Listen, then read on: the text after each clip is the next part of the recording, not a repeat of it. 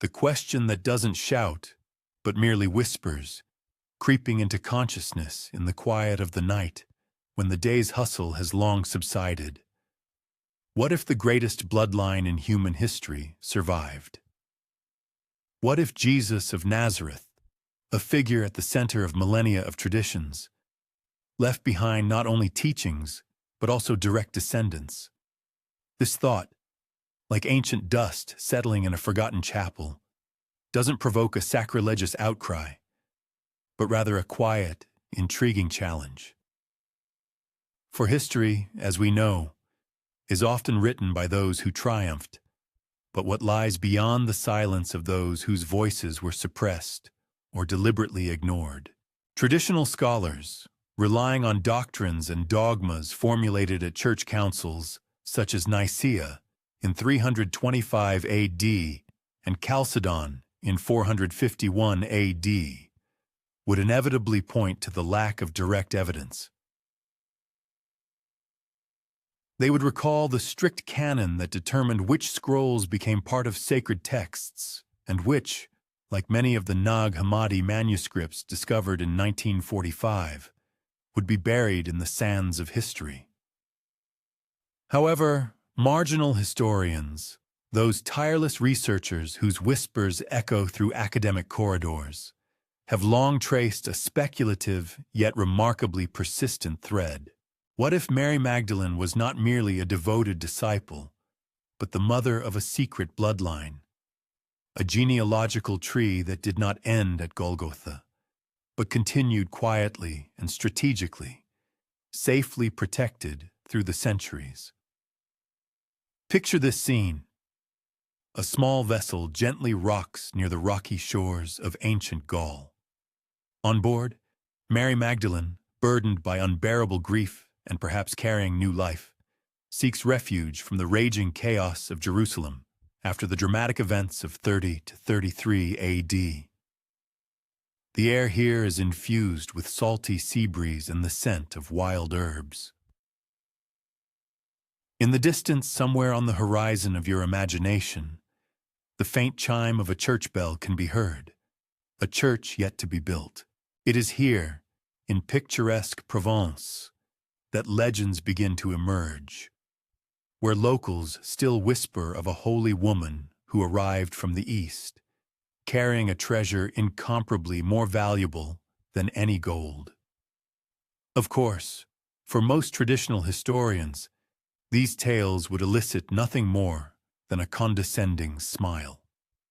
They would explain them as a blend of ancient folklore, medieval piety, local vanity, and a dash of romance, seasoned with vineyards. However, beneath this apparent scoff, they cannot deny one thing. These legends have existed for over 1,000 years. That is an astonishingly long time for a story to resist the relentless shears of time and oblivion. Thus, we find ourselves on the very edge of a myth that, despite everything, stubbornly refuses to die, continuing to stir minds and imaginations. To ensure you don't miss a single detail of this captivating narrative and to uncover all conclusions, make sure to watch the video until the end. If you enjoy our discussions, please support the channel by subscribing, liking this video, and leaving a comment to let us know where you're watching from. Your engagement is crucial for our growth and reach. Links to new, equally intriguing videos are always available in the description. The Knights Templar, those enigmatic warrior monks, would appear much later on the historical stage, around 1119. But long before them, there were mysterious chapels, strange frescoes depicting women holding not infants, but profound secrets. The most potent secrets, as we know, don't require loud declarations. They reside in subtle gestures, in half-finished symbols, in intricate stone patterns that only reveal themselves when the light strikes at the right angle.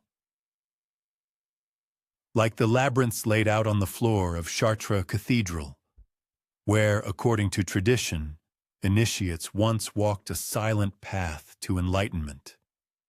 The truth might be hidden right beneath our feet, but we will return to labyrinths and Templars in due course.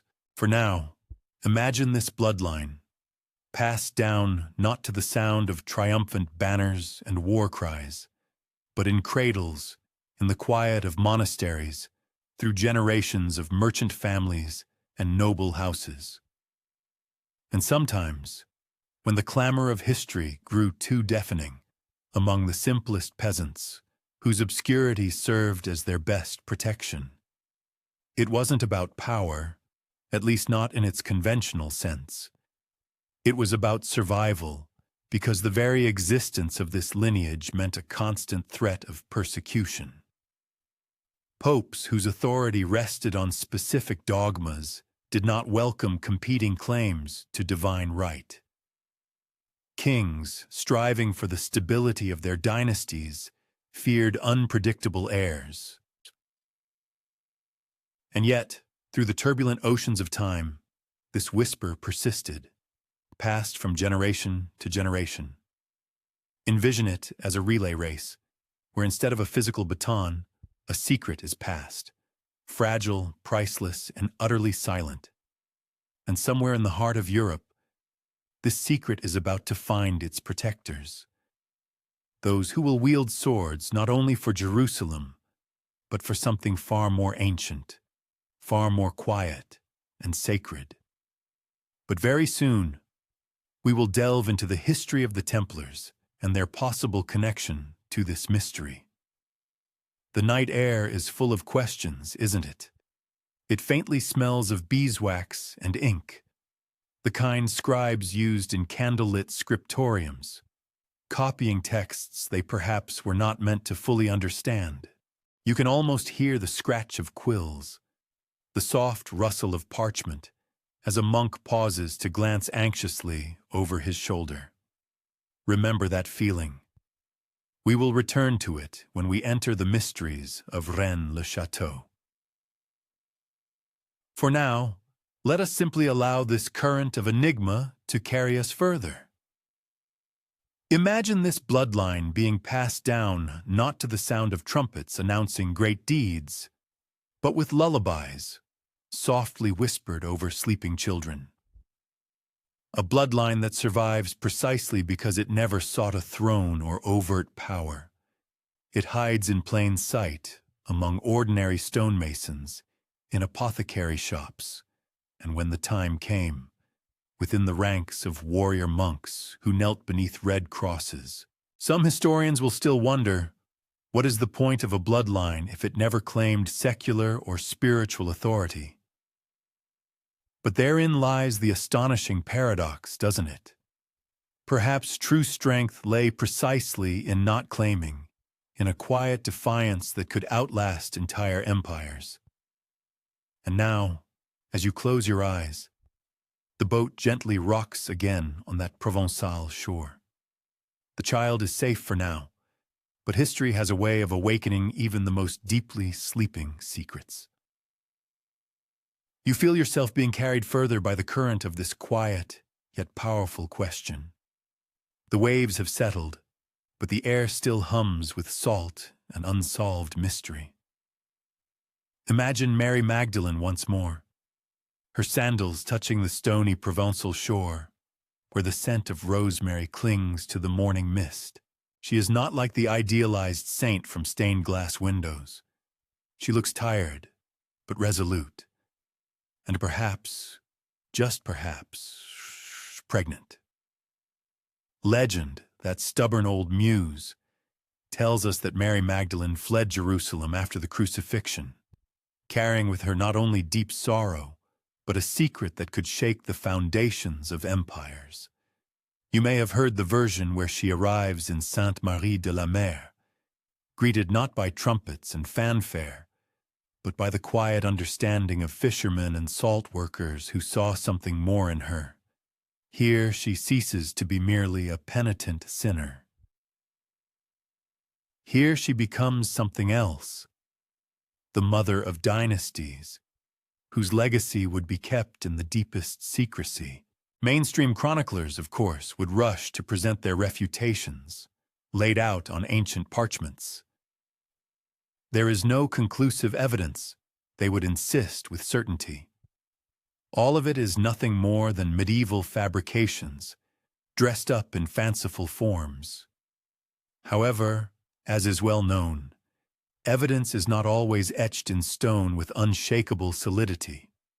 Sometimes it lives and breathes in implicit spaces, in the traditions that grandmothers whisper to their grandchildren as the Provençal wind howls through tightly shuttered windows.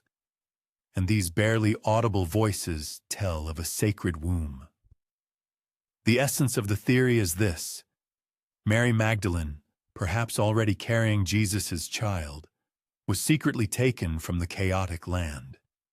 A boat carried her, accompanied by a few loyal companions. Among them, Joseph of Arimathea stood out, and quite likely on board was a chest, not of gold, but of scrolls, priceless genealogical records. It was a family tree whose roots would soon penetrate deep into European soil. You can almost picture her, can't you? Wrapped in indigo wool, she protects both her womb and a fragile future. The boat sways rhythmically on the waves. The sea hisses as it washes against its sides. But the woman's eyes remain calm, for she firmly knows that true survival lies not in banners or mighty armies. It is contained in children, in secrets carefully kept safe until the opportune moment. Now, as this tradition makes its way through the picturesque hills of Provence, it uncovers something quite unusual. The Black Madonna, statues of dark-skinned virgins, begin to appear in the region's sanctuaries, shrouded in mystery and seeming utterly out of place. Some claim it is an image of Mary Magdalene, while others see in her a reborn Isis. The Church, in response, merely offers a polite cough and delicately changes the subject. But these statues are not forgotten. They stand there eternally, silently testifying to a bloodline hidden in plain sight. Of course, scholars still vehemently debate. Was the Black Madonna merely a cultural quirk, a medieval fascination with exotic pigments? Or, as marginal theorists suggest, did she represent a veiled homage to a maternal bloodline that the Church dared not name aloud? Now the path leads through ancient stone villages, where time moves significantly slower, where frescoes crack but their deep meaning endures. In one such ancient chapel, a fresco depicts a woman washing a man's feet, not in some divine radiance, but with such intimate closeness that it troubles theologians. A wife, perhaps, or is it merely art playing with the observer, creating an enigma? Esoteric historians, those truly remarkable originals, trace these clues like breadcrumbs leading along a trail. For them, Mary Magdalene is not simply a repentant follower. She is a sacred vessel, the embodiment of a living grail, carrying a bloodline believed to have intertwined with Europe's most ancient royal houses. It is here that the narrative becomes particularly convoluted. Meet the Merovingians. Frankish kings known for their long, uncut hair, snake symbols, and an annoying habit of being unlike others. The Church barely tolerated them, but theories suggest these were not merely ambitious warlords. They were considered guardians of a sacred bloodline, protectors of Magdalene's descendants, carefully ensuring that this bloodline was never broken, neither by swords, nor by papal decrees, nor by time itself. However, more about the Merovingians will be discussed in detail later. For now, imagine a quiet conspiracy unfolding between mothers and daughters, generations of women who pass down not just family recipes, but sacred bloodline secrets, sacred lullabies carrying the pulse of a forgotten dynasty. While kings waged bloody wars, these women nurtured the true legacy in candlelit kitchens and sun-drenched vineyards. You can almost hear the creak of wooden floors in an old Provençal farmhouse. The scent of lavender hangs heavy in the air as an old matron tells a child, "You carry something ancient, my love, something they would silence if they could." It is a bloodline that never sought thrones, but its very existence was enough of a threat.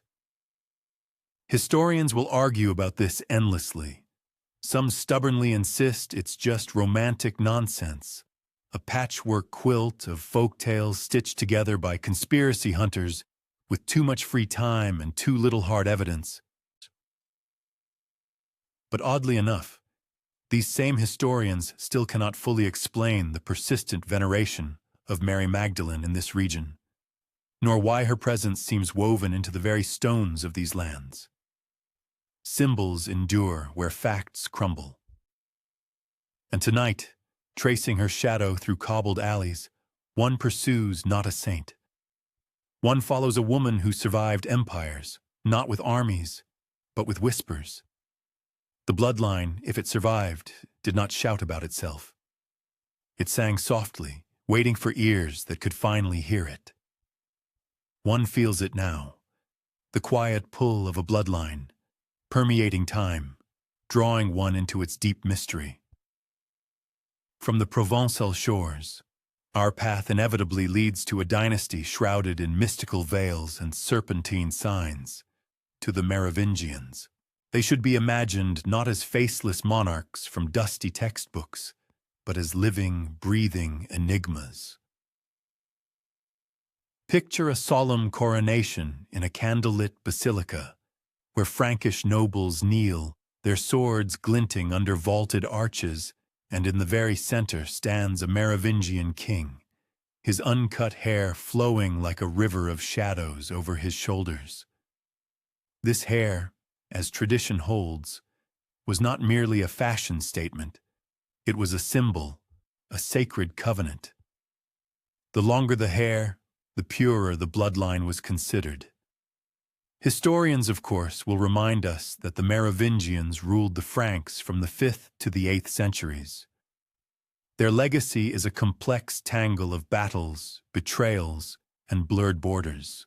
They will explain in detail how their power gradually waned, supplanted by the more politically astute Carolingians.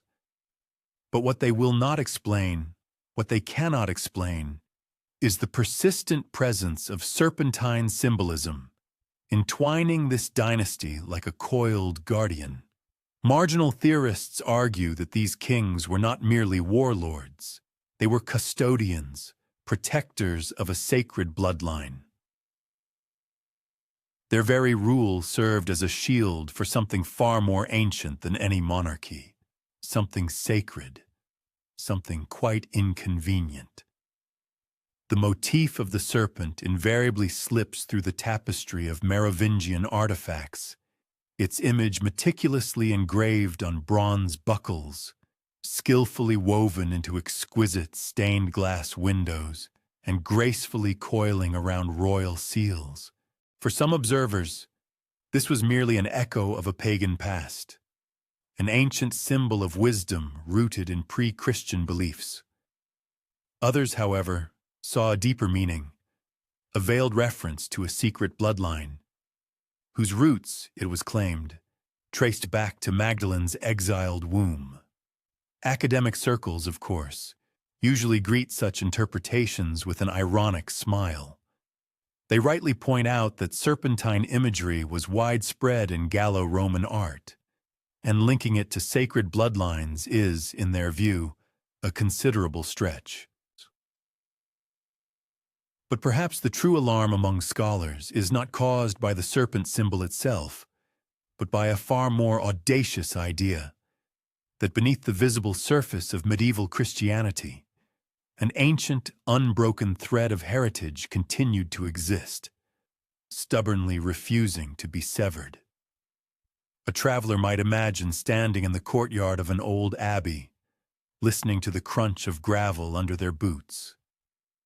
A majestic Merovingian queen glides past, her cloak of deep indigo and crimson velvet rustling against the cold stone.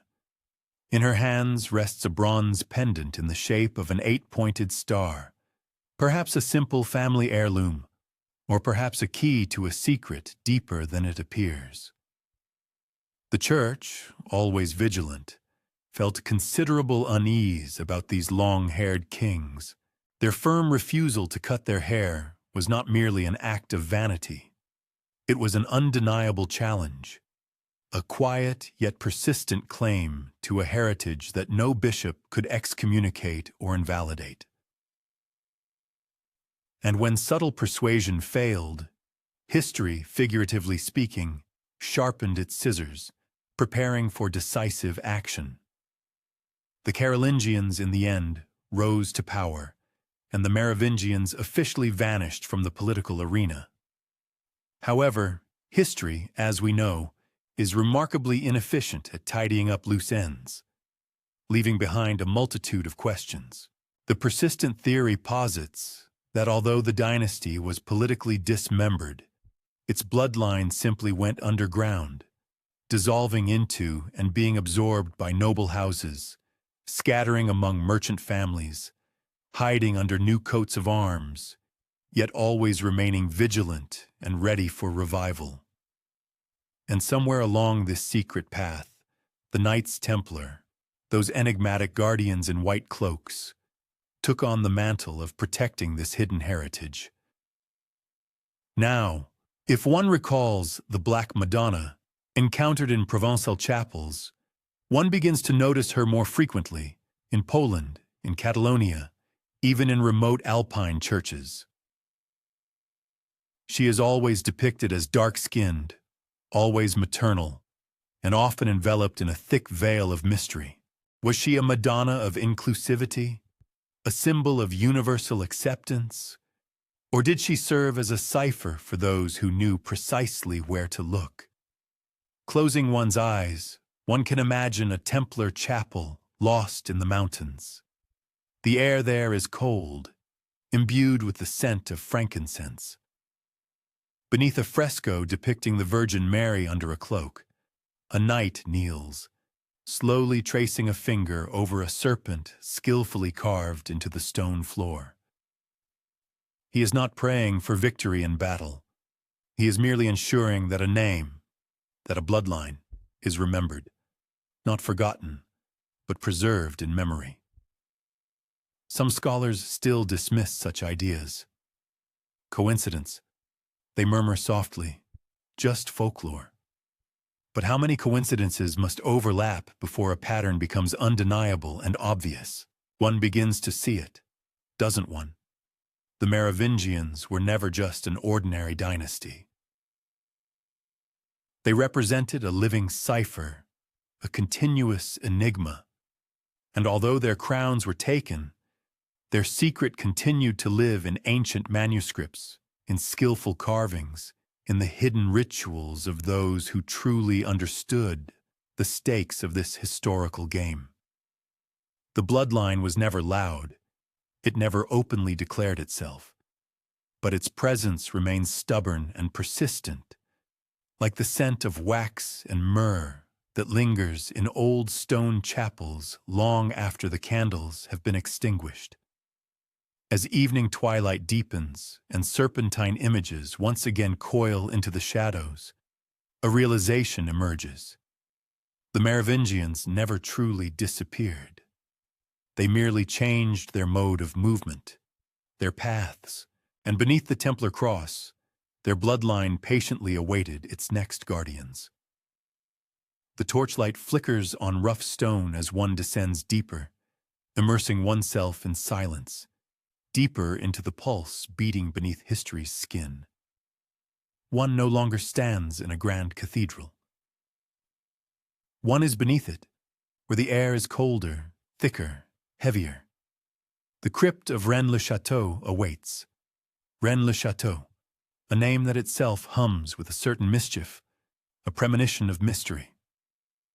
For some, It is merely a quaint hilltop village in the south of France. For others, however, it is a veritable whirlpool of enigmas, a place where parchments are rumored to be hidden and stories of ancient bloodlines are perpetually whispered. But this evening, it is primarily a labyrinth of shadows, where secrets were once safely hidden in dry ossuaries and beneath weathered altars. Officially, it is just another unremarkable village church. Unofficially, well, this place has been accused of concealing everything from untold Templar treasures to the very bones of Christ. Scholars, of course, will wag their fingers and sigh heavily, declaring, baseless theories, sensational nonsense. And yet, these same scholars continue to visit the place quietly, discreetly, as if even they sense that the stones here remember far more than they are willing to show. Passing under a Romanesque arch, where a Latin inscription twists in faded letters, one can read, "This place is terrible." Not in the sense of ugly, but in the ancient primordial meaning of the word. Terrible as awe-inspiring, as sacred and simultaneously dangerous. It is here that our story finds a new guardian, Béranger Saunière, a 19th century parish priest who, according to legend, stumbled upon certain parchments during the church's restoration. These parchments, it is claimed, hinted at a secret so vast it could ransom kings, or conversely, forever bury their reputations. Some say Saunière discovered genealogical records, scrolls of a bloodline tracing not just noble families, but the most noble family. Others suggest they were merely coded Templar documents. And of course, there are those who insist he found nothing at all, being simply a priest with a penchant for fundraising and interior decorating. But one should look around. Saunière's renovations were quite peculiar and unusual. Here one can see the devilish Asmodeus holding a stoup of holy water, the altar guarded by statues of Mary Magdalene, frescoes depicting obscure biblical scenes in strangely provocative manners. It is almost as if the walls themselves are winking, whispering, "Not everything sacred necessarily wears a halo." Mentally transport yourself to a gloomy crypt, where Abbé Saunière, holding a dimly lit lantern, carefully descends the narrow steps leading beneath the altar of the ancient church. Each step of his boots seems to echo hollowly off the damp stone walls until he reaches his destination.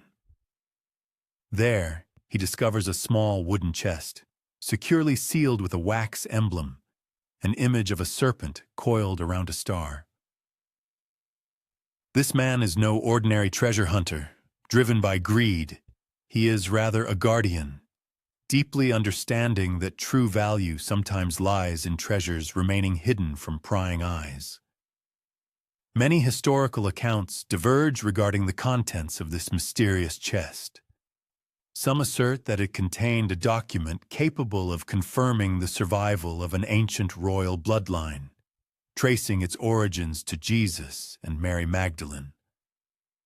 Others are inclined to believe it was nothing more than a treasure map belonging to the Knights Templar.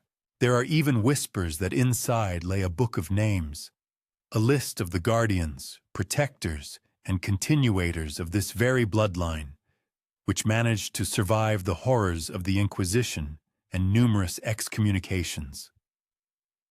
It is at this moment that history takes an unexpected turn, one that makes professional historians squirm nervously.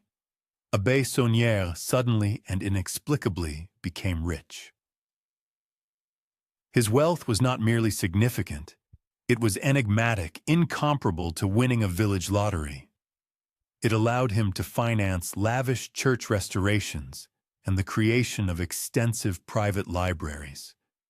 Was it simply a coincidence?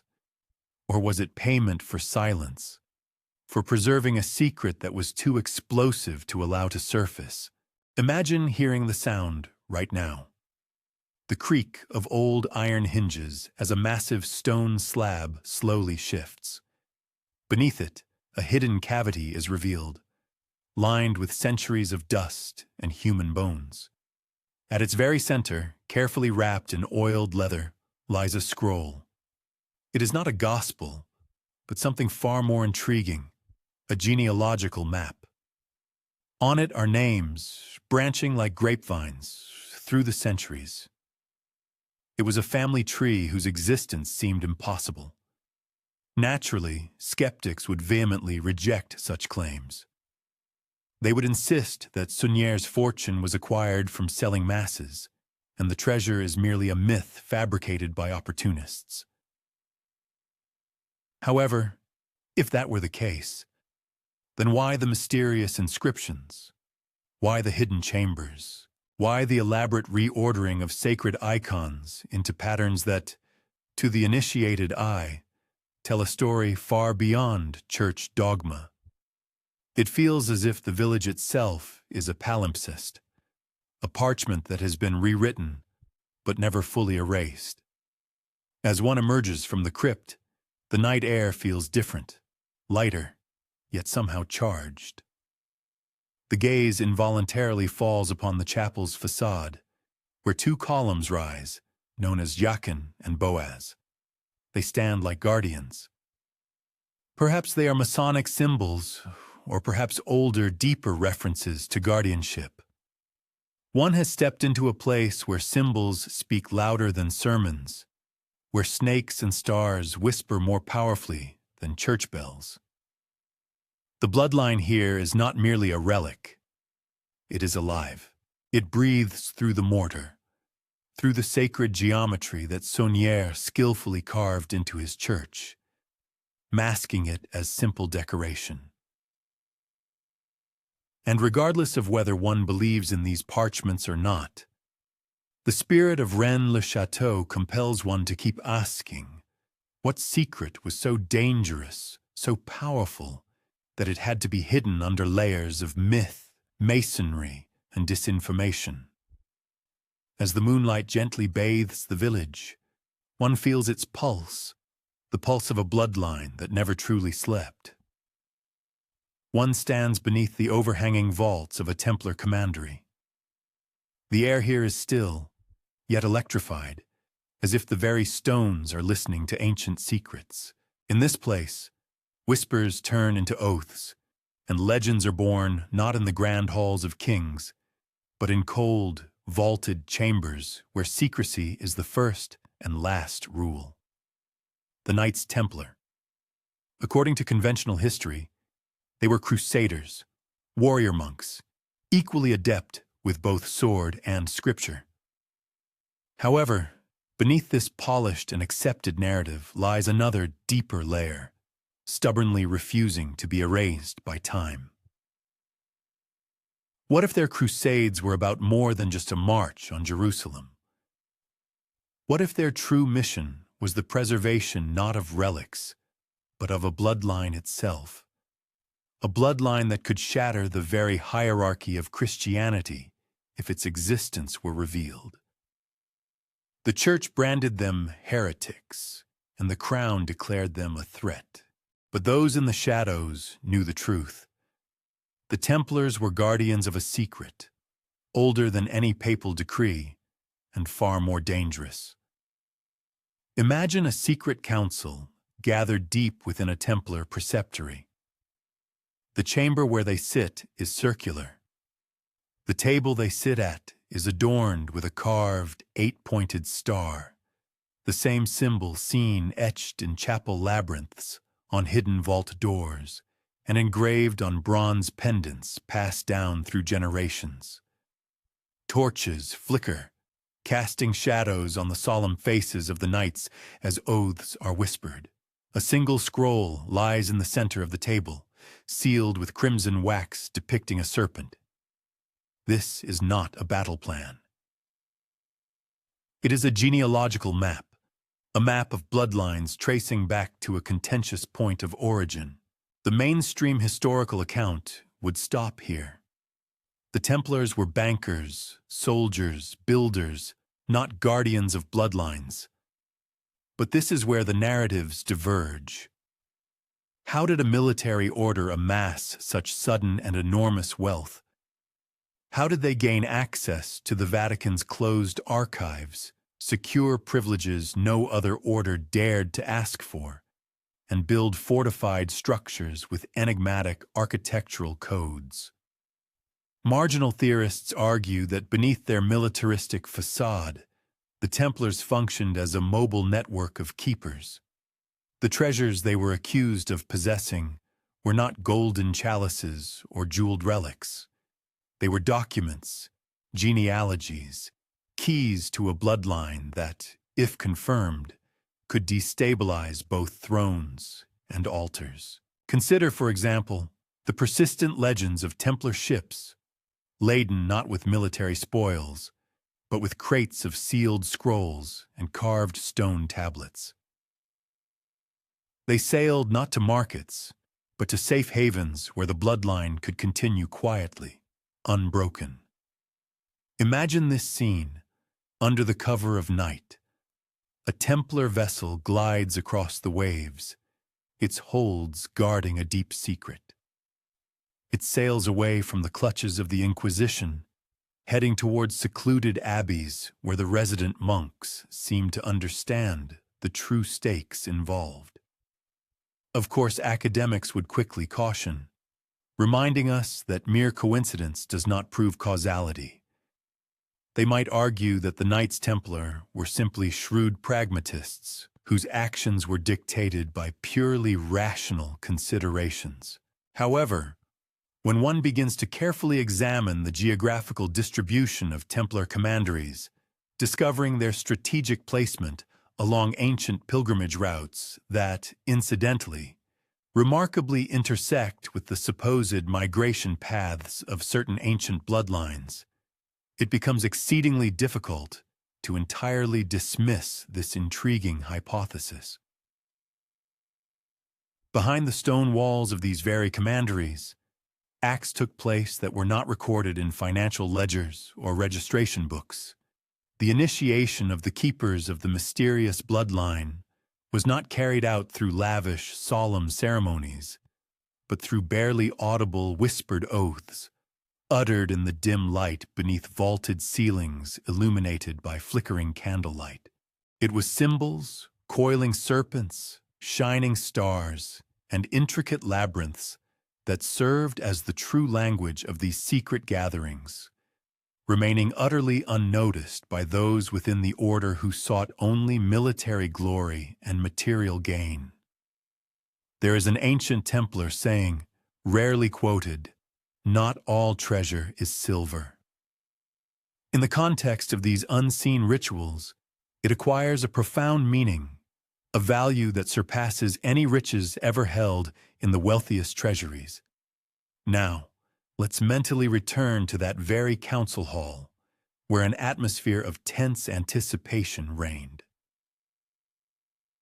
The Grand Master, clad in humble attire and possessing an unusually discerning gaze, slowly unsealed a scroll, using a blade curved like a serpent's fang. He began to read aloud, and it was not an ordinary decree or command, but a single name. The name of a child, born in the strictest secrecy, a child who carried an ancient bloodline whose existence the vast majority of the world stubbornly denied. This name, once spoken aloud, was instantly transformed into a sacred oath of protection, inextricably woven into the vows of each knight present, binding them with unbreakable ties. The hostility the Church displayed towards the Templars at that time was not limited to the usual apprehension of a potential rival power. On the contrary, it was a carefully planned, preemptive strike, aimed at those who were guardians of a narrative capable of fundamentally rewriting the very theological foundations. It was a tale embodied not in dry doctrines or sacred texts, but in living flesh and blood. When King Philip IV of France orchestrated the mass arrests of the Order's knights in 1307, the official pretexts were accusations of heresy, idolatry, and blasphemy, words that were quite convenient for public condemnation. However, beneath this veil of fabricated charges lay the true crime: possession. Possession of such truths that no papal bull could silence. Some historians are inclined to argue that the suppression of the powerful Templar order had purely economic and political roots. In their view, the knights' wealth was too tempting, and their influence too extensive. However, such an explanation appears incomplete and superficial. If the sole purpose was the appropriation of material assets, then why did the authorities exhibit such an obsession with eradicating every trace of their rituals, symbols, and scrolls? It is known that monarchs can forgive the greed of their subjects. They can even tolerate excessive power.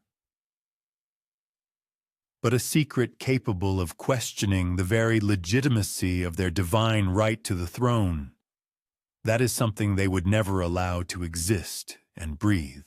The greatest treasure of the Templars was by no means some gilded chalice hidden in a secret vault.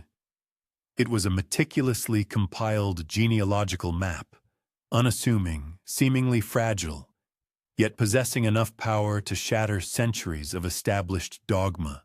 A document that unequivocally declared, "The bloodline continues quietly, relentlessly." As the last torch burned down in that gloomy stone chamber, plunging it into darkness, and the knights dispersed, it became evident that this was not just an ordinary meeting. It was a solemn affirmation, a renewal of an ancient covenant, sealed by invisible bonds. And somewhere, carefully hidden beneath centuries of architecture and history, this mysterious bloodline continues its existence, safely protected by the unceasing echo of those whispered oaths. Beneath the silvery moonlight, gliding across the night sky, the sea breathes rhythmically, and a lone ship confidently cuts through the dark, frothing waves. Standing on its deck now, one feels the wind whipping at one's cloak and salty spray clinging to one's lips. This is by no means an ordinary sea voyage. This vessel does not seek glory or new conquests. Its course is set for a different destination, for complete silence and oblivion. The legendary Templar fleet, whispered about in dimly lit taverns and disbelieved by royal scribes, once vanished without a trace into a night like this. Official chronicles are full of reports of arrests and forced confessions, of confiscated property and severe punishments meted out to heretics. But what happened to those ships that managed to slip out of La Rochelle harbor even before the king's henchmen could finally tighten their net? Marginal historians put forth a very intriguing hypothesis, according to which the Templars fled not only with accumulated gold. They carried with them invaluable documents, ancient relics, and something far more significant, a living bloodline. Now, standing on deck, one can almost feel its weight. The gaze falls upon a small wooden chest, securely tied under a canvas tarp and sealed with a wax emblem of a coiling serpent. It is not large and lacks any ornamentation, yet its contents would possess the power to shatter entire dynasties. The vast majority of scholars, of course, would hasten to declare that all of this is nothing more than convenient myth-making. There are no records of a missing Templar fleet, they would insist, their fingers confidently tracing clear lines on ancient maps that seem to flatly refuse to acknowledge the existence of shadows and unspoken words. And yet, if one carefully examines the logs of La Rochelle harbor, some very suspicious gaps are found. Entire days remained unrecorded, Ships vanished without a trace. What if this sea journey was not merely an escape, but a true exodus? Not of an entire people, but of a great secret. Looking around the deck, one can see hooded figures, frozen on guard. Their hands rest not on sword hilts, but on scrolls and securely sealed chests. These people are not just guards. They are a kind of courier for a bloodline that has no place in royal courts or consecrated churches. Every gust of wind seems to count time in reverse. Every creak of the ship's timber serves as a reminder that they carry the heavy burden of forbidden blood. And below deck, in a secluded corner, a veiled woman gently holds a small child close. Her fingers touch a bronze pendant hanging from the infant's neck, an 8-pointed star entwined with a serpent. This is not merely an ornament, but a powerful symbol of inheritance and immense responsibility. This child is not destined for a throne. Its future will be much quieter, but significantly more dangerous. They are the next, vitally important link in this mysterious bloodline. It is at this point that the history of the Church takes on particular significance. The persecution of the Templars was sudden and complete, and its swiftness raises questions. Why such haste, as if there was a fear that something would irrevocably disappear beneath the waves? Researchers holding alternative views draw attention to the extraordinary silence that enveloped La Rochelle after October 1307. Witnesses to those events seem to have lost their memory, and official reports became suspiciously vague. It was as if an invisible hand had reached into the annals of the past and erased important information.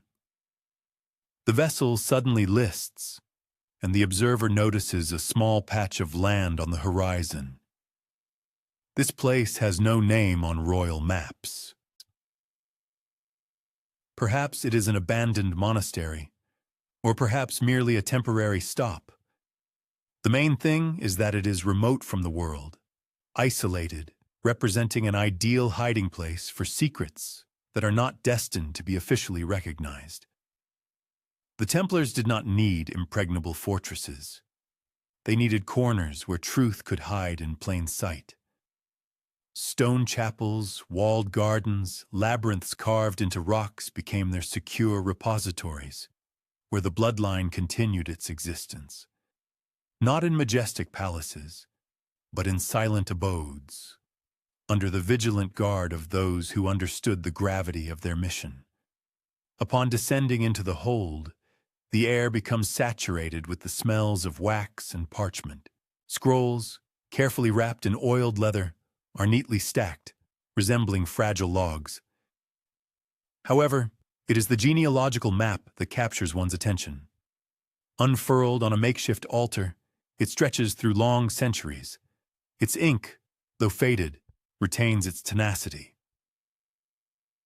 Inscribed on it are names that have no place in open chronicles.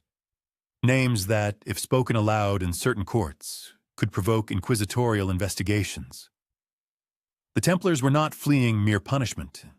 They were fleeing total annihilation.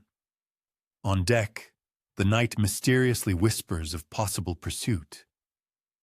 Perhaps it is merely the troubled breath of the sea, or perhaps it is the echoes of royal ships, silently following in the darkness, driven by orders to retrieve not treasure, but something far more threatening to the established world order, a truth that possesses living power.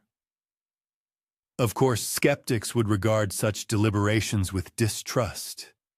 They would undoubtedly point to the absence of tangible evidence, to the dubious appeal of conspiracy theories. However, in every, even rejected legend, there lies a certain seed capable of resisting the destructive influence of time. It is a fragment that will not disappear, no matter how diligently one tries to erase it from memory. The observer feels it now in the surrounding air, a mounting tension, an age-old burden pressing on the fragile wooden hull.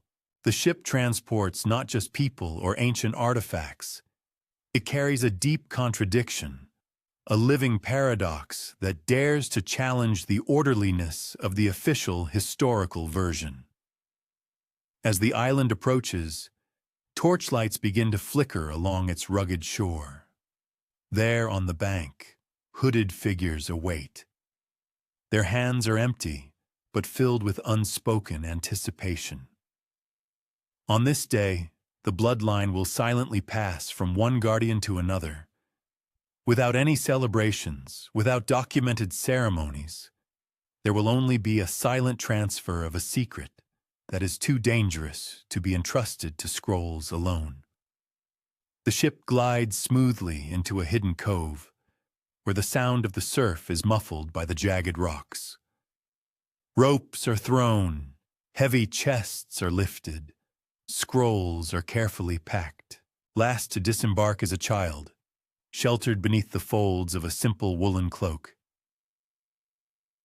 No banners, no trumpets announce this event. And yet, history subtly changes its course. As the vessel disappears into the fog, it becomes clear this was not merely an escape. It was a migration of truth, the movement of that which refuses to be silenced, even when buried beneath the weight of ages. One finds oneself under the cold vaults of a mountain abbey, where every breath feels like an intrusion. The air here is piercing, with a distinct taste of candle wax and something even more ancient. Perhaps damp stone or the faint aroma of incense, unburned here for centuries. Here, it seems, secrets rest, or rather, they merely skillfully feign sleep. The abbey itself is barely marked on old royal maps. Built into a mountain range formed by a granite peak, it is a fortress skillfully disguised as a place of prayer. However, the monks residing here are by no means ordinary brothers. Their vows extend far beyond traditional pledges of silence and poverty. They are keepers of a heritage that does not fit within the framework of church psalms. Leading historians often dismiss such places as mere monastic curiosities, remnants of feudal patronage. But if one carefully analyzes certain patterns, one can notice that these remote monasteries are suspiciously concentrated along long-forgotten pilgrimage routes that, some alternative researchers believe, served as arteries for the preservation of a secret bloodline, permeating Europe with an invisible network of sanctuaries and refugees. The observer moves down a narrow corridor, their fingers gliding along walls that seem to breathe ancient stories. At its end is a humble, almost unfurnished cell, save for a single stone pedestal on which rests a bronze reliquary. The image of a serpent and a star barely glimmers in the dim light, symbolizing silent resistance to centuries that sought to consign it to oblivion. Some scholars argue that it is in such places that mythology begins to prevail over facts. There is no credible evidence linking these provincial abbeys to the Templar exodus, they insist, adhering to their academic sources. But what if the true evidence is not always etched in ink on parchment? What if it lies in the very architecture, in deliberate asymmetries, in mysterious images of labyrinths on floor tiles, in chapel apses oriented not towards sacred Jerusalem, but towards obscure constellations? A monk appears, his cowl pulled low, his steps utterly silent. He carries a scroll case, made of old oak and tied with crimson silk. This object is handed over not with pomp and ceremony, but with a quiet, almost weary reverence, as if such a transfer had been repeated from generation to generation, invariably retaining its solemnity. One can notice how his fingers barely linger on the silk knot. This is not reluctance, but deep understanding. Once this scroll leaves the abbey, another link in the centuries-old chain of silence will be released into the outside world, vulnerable yet invincible. A quiet persistence. The scroll itself was not a grandiose tome capable of impressing with its volume. On the contrary, it was remarkably brief, yet its ancient ink carried a silent defiance that echoed through the ages. The names on its parchment were inscribed with meticulous care, and it is noteworthy that every title was deliberately omitted. Bloodlines were recorded here not for vainglorious pride, but with the sole purpose of ensuring continuity, preserving the thread of connection. A moment arrives when one takes this scroll into one's hands, and its weight seems disproportionate to its modest size, as if an invisible yet colossal burden of the past is contained within it. This feeling is reminiscent of what perhaps a scribe in Alexandria experienced, gazing upon the flames mercilessly devouring the great library. It was not merely the loss of paper, it was the loss of breath, of unspoken stories that could have lived forever. Outside, the wind permeated the monastic arches, emitting a low, mournful hum that felt like a premonition or a warning. Marginal theorists, researchers whose ideas often remained on the periphery of academic mainstream, suggested that the survival of this bloodline was the result not of grand, large-scale conspiracies, but of countless small, yet deliberate acts of guardianship. These were actions that seemed insignificant, but in their totality formed an unbreakable chain. A mother passing a cherished pendant to her child, a monk skillfully hiding a scroll beneath a worn floorboard, a knight choosing exile over repentance to preserve his loyalty. Within the walls of this ancient abbey, these choices seem to echo, creating an invisible symphony of persistence. One such theory posited that certain monastic orders were never fully absorbed by the overarching ecclesiastical hierarchy. They deliberately remained on the periphery, operating in the shadows, on the fringes of official doctrine, carefully preserving oral histories, symbols, and rituals that were too dangerous for public written exposition. The monks inhabiting this abbey may indeed have recited Latin prayers according to the canons, but their true liturgy, their innermost beliefs, remained unwritten, passed down by word of mouth, hidden in ritual gestures and coded hymns. Of course, academics, adherents of strict scientific methodology, would inevitably scoff at such conjectures. Romantic nonsense, they would declare, pointing to the complete absence of any written doctrine capable of confirming such hypotheses. But perhaps that was precisely the point. Some truths, by their very nature, are not meant for ink and parchment. One found oneself in a small apothecary room, its shelves tightly packed with glass vials and bundles of dried herbs, emitting a faint aroma. At first, this room seemed entirely irrelevant, unrelated to the main purpose of the visit.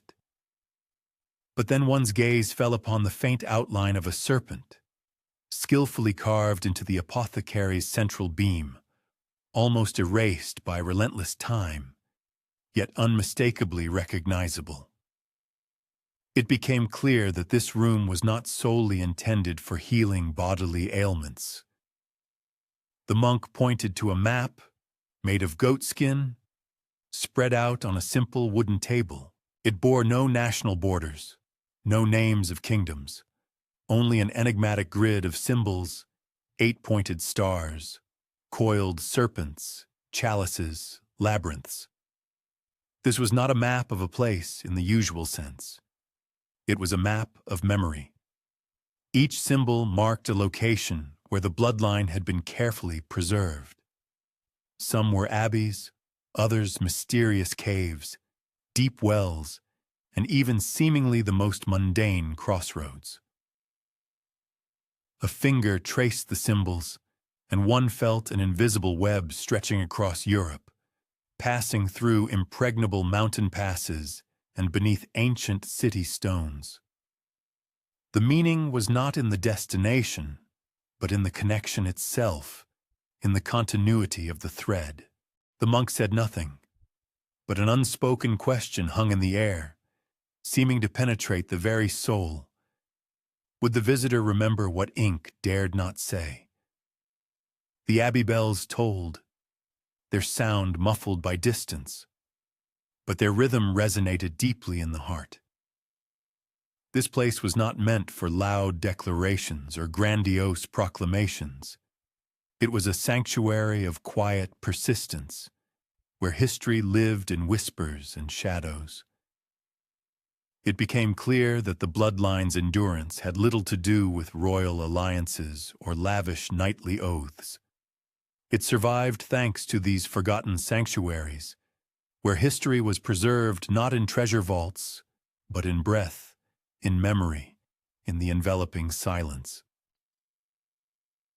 As one returned to the corridor, the reliquary remained on its pedestal, unguarded, yet absolutely inviolable. Its presence here was a quiet rebellion, a silent reminder that not all treasures wear crowns or are found beneath majestic cathedral domes. The Bloodline was not hiding. It was simply waiting its turn, patiently and invisibly. One followed the monk into a narrow passage, where the walls seemed to press inward, creating a feeling of confinement. Stone breathed against stone, and each step echoed with exaggerated importance, as if carrying the reverberations of eternity. The air grew colder, damper, with a faint metallic taste, unequivocally indicating the proximity of underground water. And at this moment, one already knew, true stories always prefer to hide underground, in depths concealed from prying eyes. Beneath the abbey, there was indeed a vault, but it was not the grand, echoing treasury one might expect. It was modest, with a low ceiling, its walls lined not with gold and jewels, but with simple niches. Each niche held a small, unpretentious wooden chest, bound with iron straps, some barely larger than a loaf of bread. No ornate carvings, no precious stone inlays, just simple, functional vessels of forgotten legacies. Marginal historians called them bone libraries, not because they held bones, though who could know for sure, but because they contained the marrow of stories, a kind of DNA of dynasties.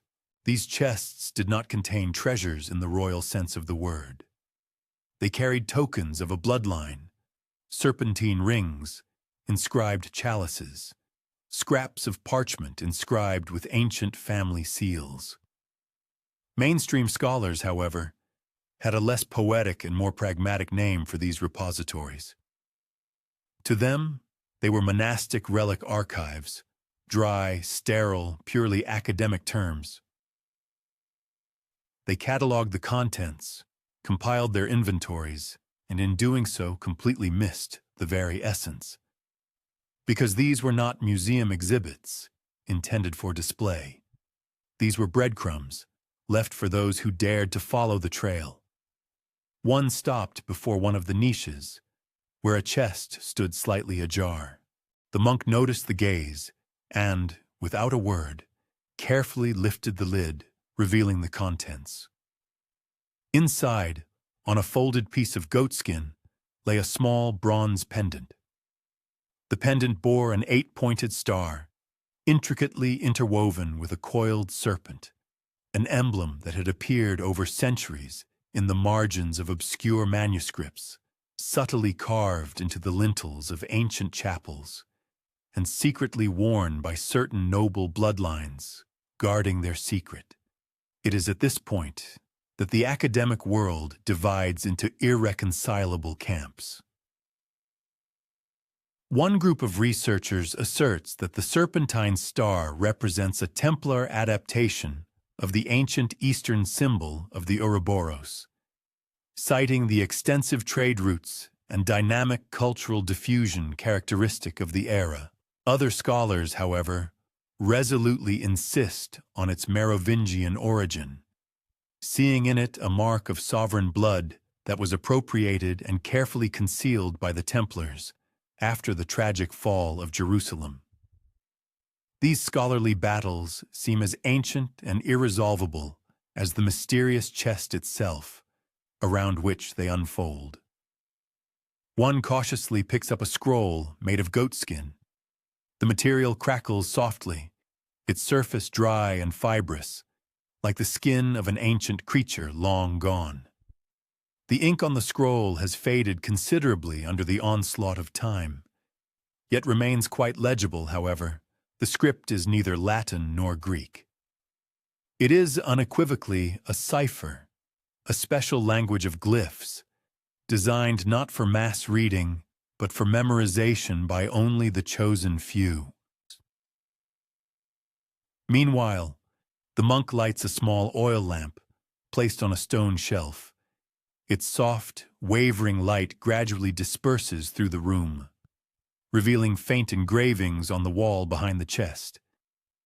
Before one's eyes appears not a familiar geographical map, but a complex genealogical scheme, intertwining spirals and knots, marked not by names, but by enigmatic symbols. Perhaps it is a stylized tree or an intricate labyrinth. In any case, this scheme is alive and pulsating through its numerous connections.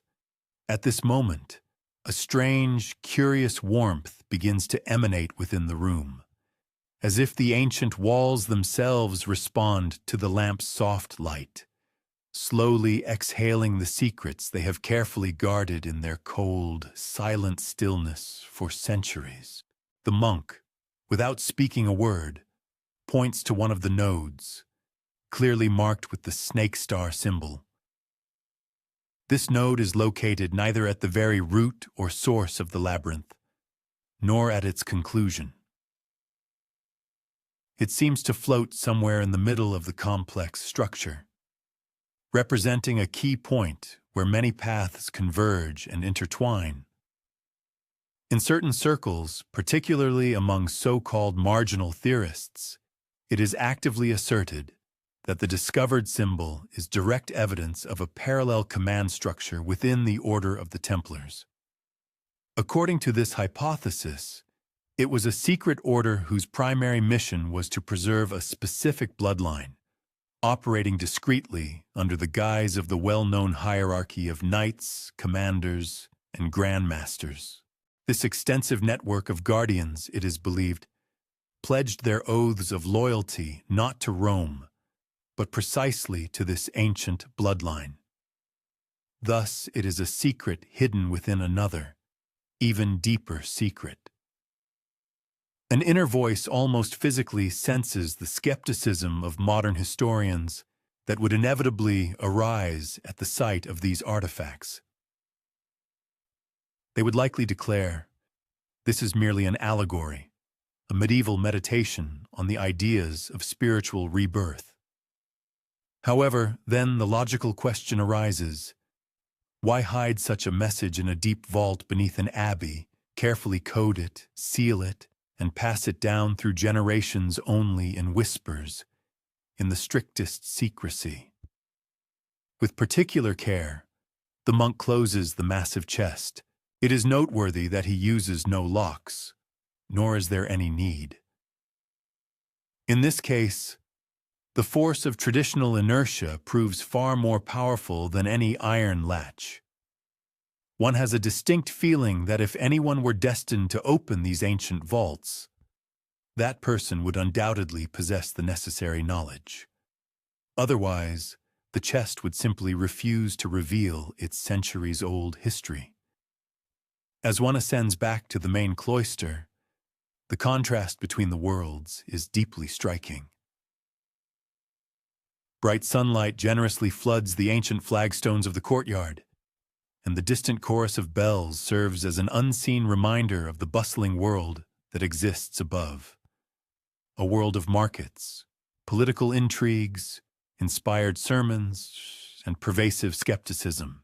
However, deep beneath one's feet, in secret silence, a defiant bloodline continues its silent, uninterrupted pilgrimage. There is a theory, whispered in certain initiated circles, which asserts that by no means all significant bloodlines find their reflection in official royal registers. Some, on the contrary, are preserved not by right of crown or title, but by conscious choice. These are families who, over many generations, deliberately distanced themselves from prominent titles, extensive estates, and public renown, preferring to weave themselves into the inconspicuous fabric of village life, abbeys, and merchant guilds. In this context, pendants adorned with the serpentine star symbol are presented not as inherited relics of pride or status. They serve rather as compasses, silent yet powerful reminders of a deep responsibility that outlives any earthly glory and ephemeral fame. Just before one is about to leave this place, the monk gently places his hand on one's shoulder. He utters not a single word, nor is there any need. The touch itself is a profound acknowledgement, a silent expression of a shared understanding that history is by no means a straight, predictable line. On the contrary, it constantly twists, hides in the most unexpected places, and then suddenly, at times, resurfaces. Stepping out into the sun-drenched expanse, one realizes that their perception of the surrounding landscape has fundamentally changed. Every ancient stone chapel, every bustling market square, even the barely discernible time-worn carvings on the rim of an old well, all these have now ceased to be mere background scenery. All these elements have transformed into silent yet eloquent witnesses. The bloodline, as one now understands, was never about dominion or conquest. Its true essence lay in incredible resilience. It is a legacy that survives not through brute force, but through its fluidity, like an underground stream that imperceptibly, one whisper at a time, slowly reshapes the mighty bedrock. And now, a part of this invisible current carries one oneself. The path ahead leads one higher, into the winding folds of the Languedoc hills, where the wind transforms into a silent accomplice, carrying ancient whispers through dense cypress groves. Soon, one stops before the majestic ruins of an ancient chapel, its roof long since succumbed to the relentless assault of time, but whose stone bones still stand with stubborn dignity, their curved ribs reaching towards the boundless sky. This place is clearly not intended for tourist routes. There are no information plaques, no guided tours, only the slow, inexorable decay of history, surrendered to the mercy of the elements, reigns around.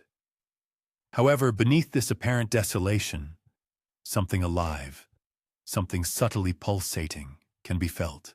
One enters the chapel, and the air here feels significantly cooler and denser than outside. The light, filtering through the broken arches, softens, painting intricate, mosaic-like patterns of gold and gray on the floor. One almost instantly feels an unseen presence, a sense of being watched, although visually there is no one in the room.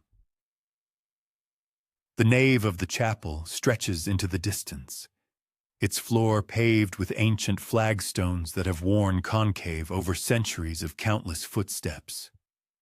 However, one's guide, a quiet brother who had followed from the abbey, points not straight ahead, but downwards. His finger indicates one of the slabs, located near the altar itself, its edges marked with mysterious symbols. A cross is visible, yes, but it is skillfully intertwined with a serpent, and an 8-pointed star rests snugly within its curves. Marginal historians interpret this complex symbol as a sign of guardianship, of an ancient order or mission.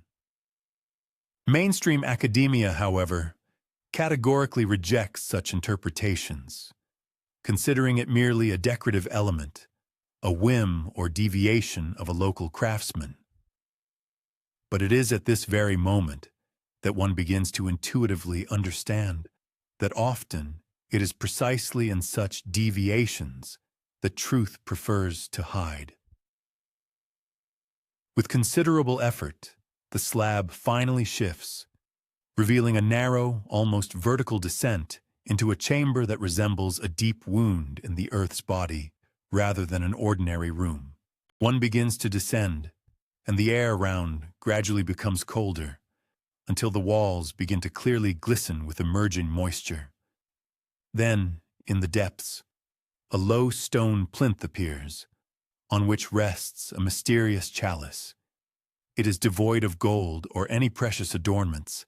It is simply stone, gray, permeated with thin crimson veins, as if the material itself has retained the memory of spilled blood. The chalice, at first glance, is completely unremarkable, yet its presence powerfully dominates the entire space. It is not merely an exhibit intended for viewing. It is a silent, yet potent statement. Some researchers believe that these ancient stone chalices are merely mundane medieval vessels, intended for the sacrament of communion and created with a purely utilitarian purpose. Others, conversely, quietly whisper that they are receptacles of an ancient lineage, intended to preserve not ordinary wine, but a sacred heritage, blood itself in its literal and sacred meaning. Approaching the object of study, one discovers around the central plinth, directly in the stone floor, a labyrinth whose spiral patterns extend outwards. Its lines are so delicate and worn by time that they are barely discernible. This labyrinth, it turns out, is designed not to confuse but to help trace a path. It represents a kind of bloodline map in which the glyphs of the serpent star, already encountered by the researcher in the monastic vault, are recognizable. It is at this point that the opinions of scholars and researchers noticeably diverge. According to one school of thought, the labyrinth serves as an indicator of the secret refuges of the Templar bloodline, representing a hidden pilgrimage route that stretches from the majestic Pyrenees Mountains to the rugged highlands of Scotland. Another theory, possessing significantly more poeticism, insists that it symbolizes the inner, sacred journey of a chosen lineage, a path of spiritual awakening, carefully encoded in stone. The researcher kneels beside the labyrinth, tracing the intricate lines with the tip of a finger. The stone feels unusually warm, its warmth seeming unnatural. In their thoughts, images of the scribe from the monastic library, the mysterious serpent tokens, and the pendant they held earlier, surface. These are not merely ancient relics. They are rather carefully placed breadcrumbs, leading to the solution. Above the researcher's head, through the emerging skeletal-like rafters of the ancient structure, the sky begins to transform. Clouds part, and a powerful beam of sunlight pierces the centuries-old ruins, precisely targeting the stone chalice. The crimson veins on its surface begin to glow dimly, resembling smoldering, freshly disturbed embers. One could dismiss this as a coincidence, but such an approach would seem too superficial and short-sighted. The place itself, it seemed, was created for such momentous, fateful moments. As the researcher rises, their guide, who had remained silent for several hours, finally utters the first words. "It is not hidden," he pronounces in a quiet, yet unusually firm voice, It merely waits. This enigmatic phrase continues to resonate in the researcher's mind as they ascend back into the bright sunlight. Traditionally, historians tend to portray the Templars as astute bankers, valiant warriors, or mere political pawns in the hands of the powerful. However, the idea that they perceived themselves as true guardians, caretakers of an inheritance exceeding gold and earthly power in value, turns out to be far less romantic than it might initially appear. This concept causes a certain discomfort, as it shatters carefully constructed and familiar historical narratives. Imagine, after all, that the mysterious chalice hidden beneath these ancient ruins is not the Holy Grail in its Arthurian mystical sense, but rather an anchor for a specific bloodline, a vessel symbolizing continuity and succession, a physical embodiment of a lineage that consciously chose a path of patience and waiting instead of directly striving for power. In such a context, the Templars appear not as mere guardians of a relic, but as guardians of a fundamental choice. The researcher moves away from the ancient chapel, but its unseen, profound weight continues to follow. Every stone, every engraved symbol, every whispering gust of wind seem to represent a fragment of an unfinished sentence, awaiting its logical conclusion. The image of the labyrinth, that map which is not a map in the usual sense, resurfaces in their memory. And the realization comes, history was never just about finding a final destination. It was always about reading between the lines, about understanding the hidden intervals. A bloodline is not merely an artifact to be unearthed. It is a complex pattern, a rhythm, a strong thread that constantly returns to its beginning, stubbornly refusing to be broken. And in these majestic ruins, open to the boundless sky and breathing history itself, this invisible thread still palpably pulses. The road gradually descends into a picturesque valley where the sunlight takes on a particularly soft, golden hue, as if nature itself has fallen into an afternoon slumber.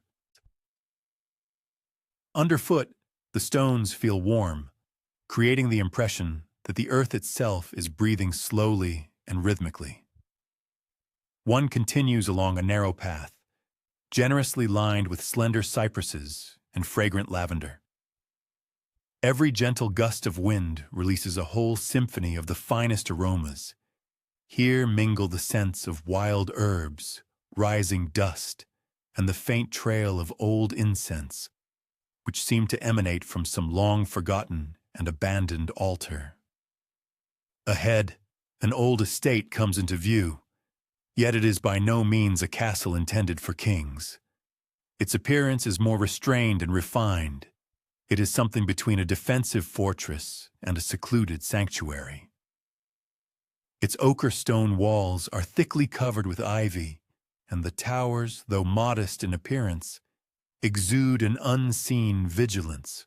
This place once served as a Templar commandery, though nowadays it cleverly disguises itself as an ordinary wine estate. The locals, of course, only occasionally whisper about its mysterious past, and then only when the wine flows particularly freely, loosening tongues. The researcher is met by a woman, neither a nun nor a knight, but clearly the keeper of this place. She is dressed in a simple robe, her hands stained with fresh grape must, yet her gaze is so sharp it seems capable of piercing, like a sword blade. She leads him into the inner courtyard, where the air literally thickens with the mingled scents of ripening fruit and cool ancient stone. The heart of this estate, as she explains, lies not in its fertile grapevines, but deep beneath them. The true harvests gathered here are not intended for traditional bottling. The woman moves a massive stone slab, located next to an old well, revealing a narrow, spiral staircase descending into impenetrable shadow. As they descend, the walls become colder and damper, echoing with a low, barely audible hum, as if the earth itself is awakening from oblivion and beginning to remember. Torches flare, their flickering light dancing over ancient frescoes that, it would seem, were not destined to survive for so many centuries. These were not triumphant depictions of knights on crusades, nor sorrowful scenes of martyrdom, so beloved by ecclesiastical painters. No, before the researcher lay maps, intricate, filled with deep symbolism, coiling like serpents. They represented bloodlines, depicted not as traditional family trees, but as flowing rivers that meander, merge into a single channel, and then diverge again. One of these rivers particularly catches the researcher's attention. It twists, passing through symbols already familiar to him: the serpent, the eight-pointed star, the chalice. And something entirely new, an image of a tree whose roots entwine a crown, a very bold statement, skillfully rendered in pigment. Traditional historians tend to dismiss these frescoes, viewing them as purely allegorical representations, artistic meditations on spiritual journeys. However, so-called marginal scholars see in them something far more concrete and precise. For them, it is a complex visual code that traces the transmission of sacred bloodlines through a succession of dynasties, cleverly masked as ordinary nobility. The woman, drawing attention to a mysterious symbol hidden in the corner, a red cross intricately intertwined with a laurel wreath, resolutely states that this sign never represented an attribute of military action. On the contrary, according to her, it was a kind of signature, a declaration of origin, a testimony to ancient roots. Her tone remains remarkably unperturbed, as if she were discussing mundane matters, such as the prospects of a future harvest, rather than such a vital topic as the potential descendants of a person whom most historians consider childless and without direct heirs. Discussions around this question, of course, flare up with considerable intensity. Some researchers insist that the Knights Templar used such symbols to confirm their spiritual, rather than blood or lineal, kinship or heritage. Others, whose views are often ignored at prestigious academic symposia, hold the opinion that these signs were literal, direct indications of a bloodline, skillfully masked as allegories for the sake of preservation and survival in turbulent times. A familiar, almost palpable feeling of heaviness settles on his chest. This sensation had been with him before, when he was in the dim crypt beneath the ancient abbey. It also accompanied him in the intricate labyrinth of the old chapel. Each new place, as if by magic, reveals yet another subtle thread of the narrative, another faint echo of long-past events. In the very center of this mysterious chamber stands a wooden chest, its lid intricately carved with a serpent and a star. It has no conventional locks, only a simple yet secure wax seal, of a rich, dark red hue, with a clear imprint of a laurel cross. The woman, with utmost care, lifts the lid, revealing not the gleam of gold or the shimmer of precious stones, but a collection of scrolls, dozens of them, tightly bound, with goatskin covers, heavily worn and darkened at the edges from centuries of handling. He takes one, feeling its rough yet surprisingly familiar texture.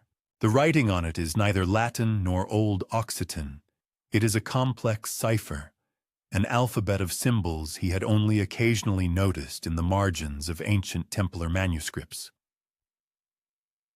It was not a language for ordinary reading, but rather a code intended for memorization and transmission by word of mouth, from person to person, rather than for preservation on paper. Among the scholarly community, there are still heated debates as to whether these ancient ciphers were ever fully deciphered. Some researchers suggest that sacred knowledge was deliberately fragmented and passed down through generations, with each guardian possessing only a small but important part of the overall code. Others are convinced that the entire complex code continues to exist in oral traditions, skillfully disguised as harmless folk tales or ancient songs performed during the annual harvest. He vividly imagines the Knights Templar, after their tragic fall, scattering across the continent like smoldering embers from a dying fire. Each of them, perhaps, carried a scroll or an ancient song or a cherished story, dissolving into the multifaceted fabric of European history. They were not erased from existence, but merely quieted, transitioning into a hidden existence. As he stands in this dim chamber, clutching the scroll tightly in his hand, the very concept of a bloodline takes on an almost tangible form for him. It becomes evident that a true bloodline is not merely an artifact or a relic that needs to be actively sought and discovered. In reality, it is a complex pattern, masterfully hidden in plain sight, in the intertwining of family stories, in recurring rituals, in barely audible whispered blessings that most ordinary people hastily dismiss as absurd superstitions. The keeper, meanwhile, carefully closes the wooden chest. "The wine is fermenting," she says, her face illuminated by a cunning, knowing smile. But some vintages they truly breathe. They live their own special lives. Above ground, the sun is already setting, casting long, winding shadows that stretch like giant fingers into the valley, drawing ancient secrets back into the depths of the earth. He ascends from the chamber, but the air around feels different, filled with a new density, as if the earth itself is attentively watching his departure, assessing its significance and value. The Templars, it turns out, did not vanish without a trace. They seeped deep into the roots of ancient trees, into old stones, into forgotten rituals, skillfully disguised as familiar local customs. The true bloodline never required protection in its obvious direct sense. It only required immense patience. He walks past the graceful rows of grapevines, their leaves rustling softly in the gentle breeze. Somewhere deep beneath his feet, these mysterious scrolls continue their existence, silently awaiting the next curious mind that dares to ask too deep, too penetrating a question.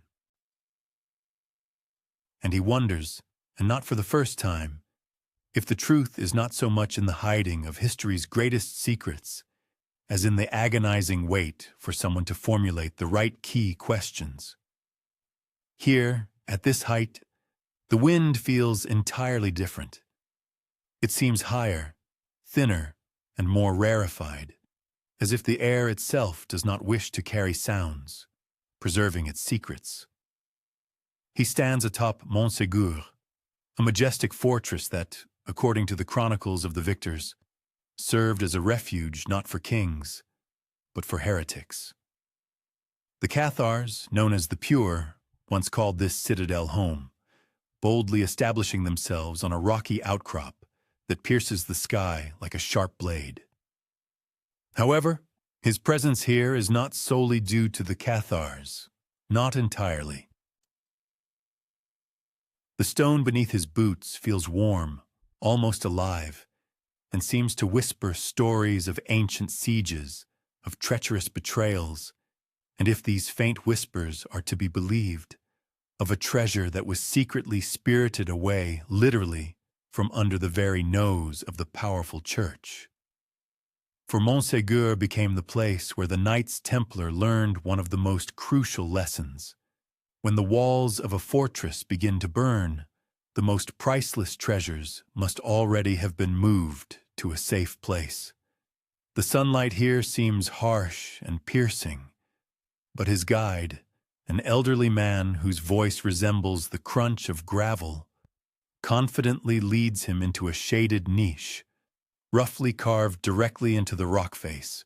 The torch in the guide's hand flares with a low, crackling sound, illuminating a tunnel that spirals deep downwards.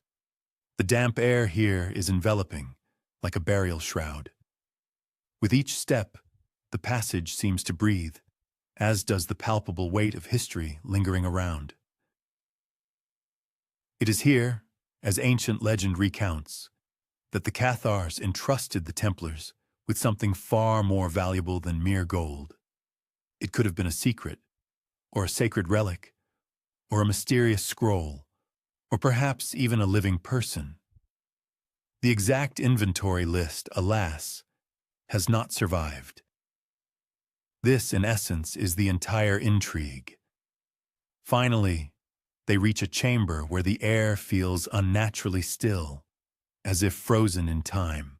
An 8-pointed star, intricately interwoven with the image of a serpent, is carved into the wall here, and beneath it rests a stone slab, polished smooth by centuries of reverent touches. Orthodox historians, with their characteristic predictable pragmatism, tend to dismiss this artifact as ordinary symbolic Cathar art, a simple aesthetic motif devoid of any deep, hidden meaning. However, marginal theorists, whose views often extend beyond the accepted, hypothesize that this place served as a meeting point, a kind of transfer station, where invaluable relics pertaining to both Cathar and Templar bloodlines were passed on for new, more secure safekeeping. Far from the all-consuming flames of the Inquisition, the guide smiles, but this smile is not meant to provide explanations, but rather to test whether he has grasped the true meaning of what he has seen. From his travel bag, he pulls out a map made of goatskin. The ink on it has faded greatly over time, but its complex geometry remains strikingly clear and distinct. This is not a traditional map of geographical territories, but rather a map of coincidences, stellar patterns, ley lines, sacred sites skillfully connected across France, Spain, and even beyond. He points to the location of Montségur. They called it the Castle of the Grail, the guide says quietly. This name, he emphasizes, was given not because of a mythical golden chalice, but precisely because of the Grail itself. The old Occitan word, graal, means a vessel, a container of sacred essence, which does not necessarily imply a specific physical object. Perhaps it was a bloodline. To this day, academic disputes rage as to whether the Cathar-Templar alliance was more than just a romantic fiction, a kind of post-Crusader fantasy born of those who reject strict Roman narratives.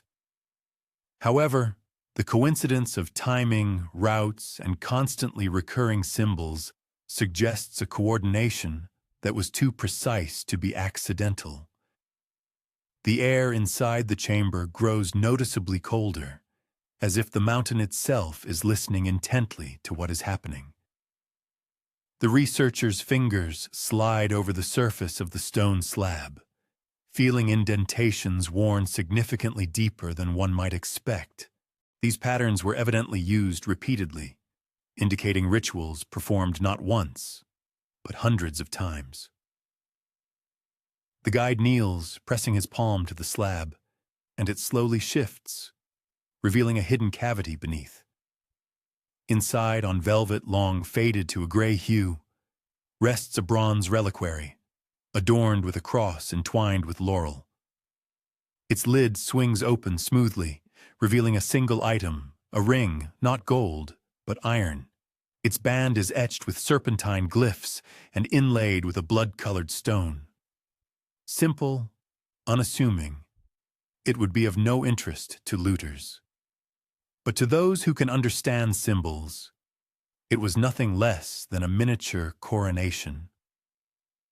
The researcher lifts it, feeling its weight, or rather, its disproportionate lightness. Such a ring was easy to hide, easier to pass down, and even easier to deny.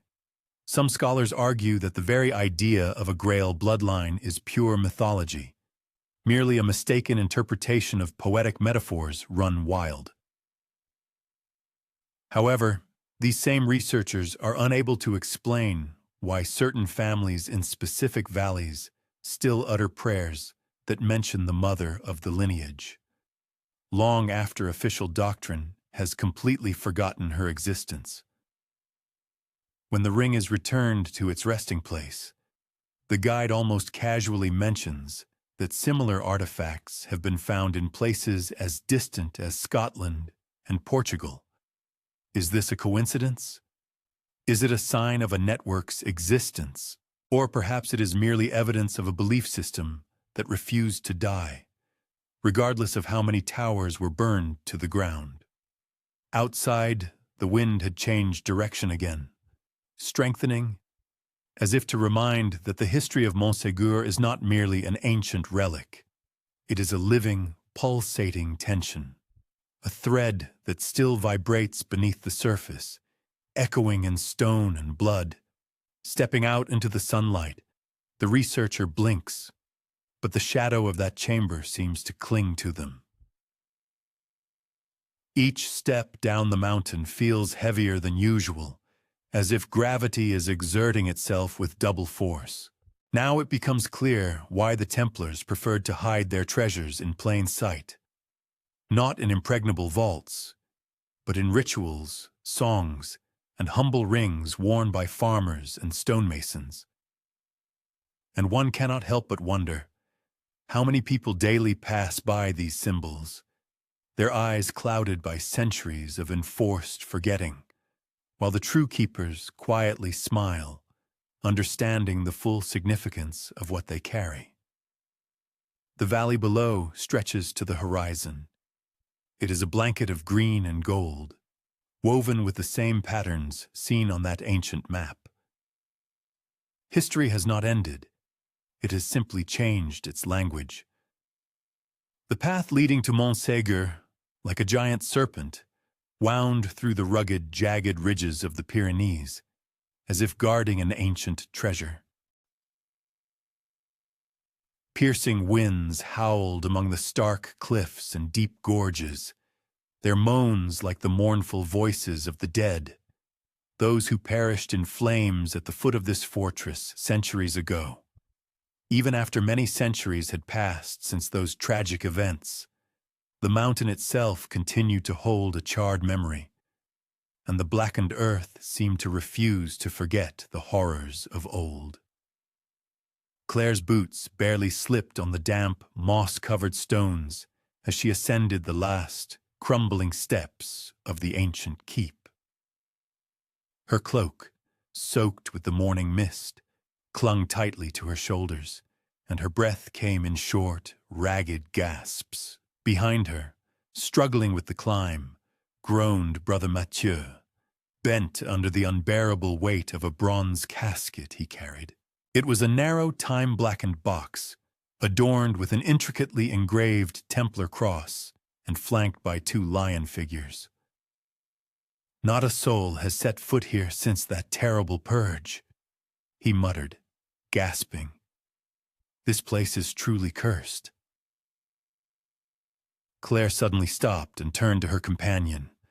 "And yet, here we are, and our path leads straight into the heart of this curse." Mathieu merely grimaced in response. "Because you blindly believe an ancient prophecy." "I am deeply convinced," Claire said in a firm and cold tone, "that Montségur still holds a truth that enemies feared so greatly that to conceal it, they burned hundreds of innocent souls alive. Their path led beneath the remnants of what was once a majestic gatehouse arch, its power long lost. Now wild ivy and delicate roses entwined the ruined walls, where vigilant guards once stood watch. In the spacious courtyard, the bones of many generations had long since turned to dust and dissolved into legends, but Claire seemed to almost smell the bitter scent of charred faith in the air. She involuntarily touched the hilt of her dagger, as if wishing to ensure that some truths, despite everything, remain unshakable. Entering the ruined chapel, Mathieu carefully placed the bronze box on the cracked altar. "Here it is," he said, pointing to the box. "The very thing you saw in ancient manuscripts." She merely nodded in response. "The Book of Occitania speaks of an archive, securely hidden beneath the floor of this chapel. Not just scrolls, but blood. Not ink, but living memory. The Codex Rex." Mathieu's hands visibly trembled with excitement as he began to open the box. Inside were a small knife, an elegant ivory vial sealed with wax, and a parchment scroll with a detailed map of the chapel floor. A bright red cross on the map indicated the base of the altar as a key point. Claire knelt and began to carefully clear the accumulated debris at the base of the altar. Under her efforts, several loose stones yielded, revealing a hidden hatch whose iron ring, though rusted, remained surprisingly intact. She skillfully pried it open with her knife, and the hatch gave way. From the gaping darkness that lay beneath, a rush of stale, piercingly cold air emerged. Without a moment's hesitation, Claire lit her torch and fearlessly began her descent into the unknown. The narrow passage, roughly carved into the rock, twisted like a burrow dug by some prehistoric beast, delving deep into the mountain.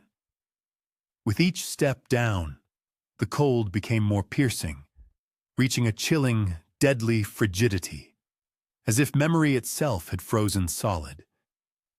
Finally, the gloomy passage led her into a small chamber, no larger than a monk's modest cell. The walls of this hidden room were intricately adorned with concentric circles containing symbols of Templar iconography, crosses, shining stars, the Christogram, and the image of a dove. Directly in the center of the room, a pedestal carved from monolithic black stone rose. Upon its summit rested a chalice. It was neither gold nor adorned with precious stones, as countless legends and traditions usually described it. It was a humble clay chalice, covered with a dark glaze that resembled dried blood around its edges. Beside it lay another, smaller box, sealed with bright red wax, on which an 8-pointed star was embossed. Claire instinctively reached for the mysterious box, but then abruptly froze. "It must be opened with blood," she whispered, as if a revelation had come to her. Mathieu, who now stood directly behind her, stepped forward. "This is pure madness," he blurted out. "Then madness has led us to this place," Claire retorted. She took the ivory vial from the bronze case, carefully uncorked it, and dripped a single drop of liquid directly onto the wax seal. The wax instantly sizzled, and the box slowly opened, as if obeying an ancient ritual.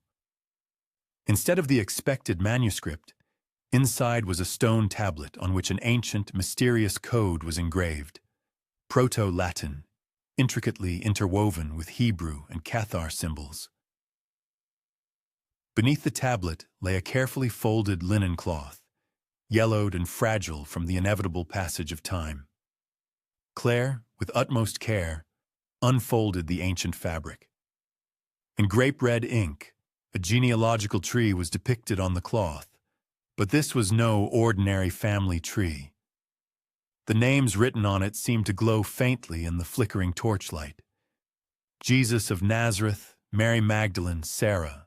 The branches of this tree extended through time itself, and each of its nodes was marked not with conventional dates, but with mysterious sacred symbols. Mathieu, stunned by what he saw, fell to his knees. It's real, he whispered, barely believing his eyes. Claire's breath caught, words stuck in her throat. Codex Rex, she finally uttered. The living bloodline. She took a step back, carefully examining the entire chamber. This room is not merely a tomb, she said with deep conviction. It is a sacred sanctuary dedicated to memory. Deep within the structure, an unseen movement was felt, faint clicks of tiny mechanisms precisely falling into place, and a soft, barely perceptible grinding of gears filled the space. The air around them seemed to transform, filled with the anticipation of something significant. Following this transformation, a second secret door swung open behind the massive pedestal, revealing a long, receding corridor. Its walls were lined with stone shelves, each neatly holding sealed vessels. Among them were clay artifacts, alongside darkened glass, all carefully marked with the same red ink. On some of these ancient containers, Hebrew names could be discerned, on others, Latin. And suddenly, among the multitude of inscriptions, Claire was stunned to find her own surname, De Croix. Struck by this discovery, she involuntarily gasped. I thought this place was dedicated to history, to the past, Claire whispered. Mathieu, as if anticipating her thoughts, replied in a quiet yet firm voice, It is. However, the past never fully fades away. It merely waits patiently for its time. Mathieu stepped forward, his movements resolute, and carefully opened the nearest vessel. Deep within it, like ancient testimony, lay a bloodied quill and a scroll, surprisingly fragile, yet perfectly preserved. The monk began to read the text aloud, speaking the words in Latin. Meanwhile, Claire, driven by curiosity, delved deeper into the mysterious archive. At the very end of the corridor, the stern stone walls gave way to a magnificent, one-of-a-kind mosaic. It depicted a majestic lion devouring the sun. Around this central composition was a circle of 8 stars, strikingly identical to the pendant on her own neck. Her hand instinctively went to her chest, and at that very moment, the pendant began to emit a faint, yet noticeable glow. The secret chamber instantly reacted to this signal. One of the stone shelves silently slid aside, revealing a hidden compartment bathed in warm golden light. Inside this hiding place rested a reliquary, completely unlike any Claire had seen before. Crafted from stone, iron, and glass, it had the unusual shape of a flame and pulsed faintly, yet palpably, like a living heart. Living, Mathieu whispered, involuntarily crossing himself, stunned by what he saw. It's not just blood, Claire breathed, her voice trembling with realization. It's memory, it's life. They stood in reverent silence, and the air around them seemed to vibrate, filled with echoes of an ancient, long-forgotten truth. At the same time, outside the secret refuge, ominous storm clouds began to gather once more over majestic Montségur, as if the mountain fortress itself had awakened and remembered the great discovery that had been made within its depths. Claire turned her gaze from the pulsating reliquary to Mathieu, her eyes filled with deep resolve. This is not the end of our journey, she said. No, the monk confirmed, fully sharing her conviction. It is their beginning. His gesture pointed to the rows of ancient vessels, to the names engraved on them, to the sleeping blood preserved there for centuries. Claire closed her eyes, deeply inhaling the mingled scent of stone, ancient dust, and inevitable destiny. "Let the world forget if it wishes, but we will remember," she whispered, her words sounding like an oath. The air in the secret archive remained cold and still, yet felt incredibly dense, as if saturated with the weight of centuries of memory accumulated there. The ancient walls, richly adorned with Templar iconography, seemed to live a life of their own, unseen, and every chisel mark left by the masters echoed like a silent whisper from the distant past. At the far end of the vast chamber, directly beneath a suspended oil lamp, stood a weathered oak lectern. Its wick flickered with a soft, amber light that playfully danced, illuminating the numerous treasures stored in this sacred place. Among them were elegant vessels of alabaster and noble bronze, ancient scrolls carefully wrapped in goatskin, and mysterious wax-sealed boxes, their age unknown, shrouded in the veil of centuries. Claire stood beside Brother Mathieu, her fingers still gently clasping the flame-shaped vessel they had just retrieved from the hiding place. Its once warm glow had now slightly faded, giving way to a barely perceptible, quiet pulse, strikingly similar to the beating of a living heart. "It's not just an ordinary reliquary," Mathieu murmured, his voice filled with reverence. "Its very design, its form, mimics the divine flame. Something truly sacred." With utmost care, Claire placed the vessel on the surface of the oak lectern. As soon as it settled into place, a subtle, almost inaudible click echoed through the archive, as if an ancient mechanism had engaged. A stone slab in the wall silently shifted, revealing a small, skillfully hidden compartment. Inside this secret recess, carefully wrapped in soft velvet and sealed with a star-shaped wax seal, lay a scroll entirely unlike any they had seen before. Mathieu reached for the scroll, his hand trembling slightly with anticipation and reverence. "This seal," he said, pointing to the 8-pointed star, "is the sigil of the original Council of Keepers. This is undoubtedly their testament." Claire nodded solemnly, her gaze fixed on the ancient artifact. "Open it!" she commanded, her voice quiet but resolute. With the utmost care and reverence, befitting only those who touch sacred relics, the monk broke the ancient seal.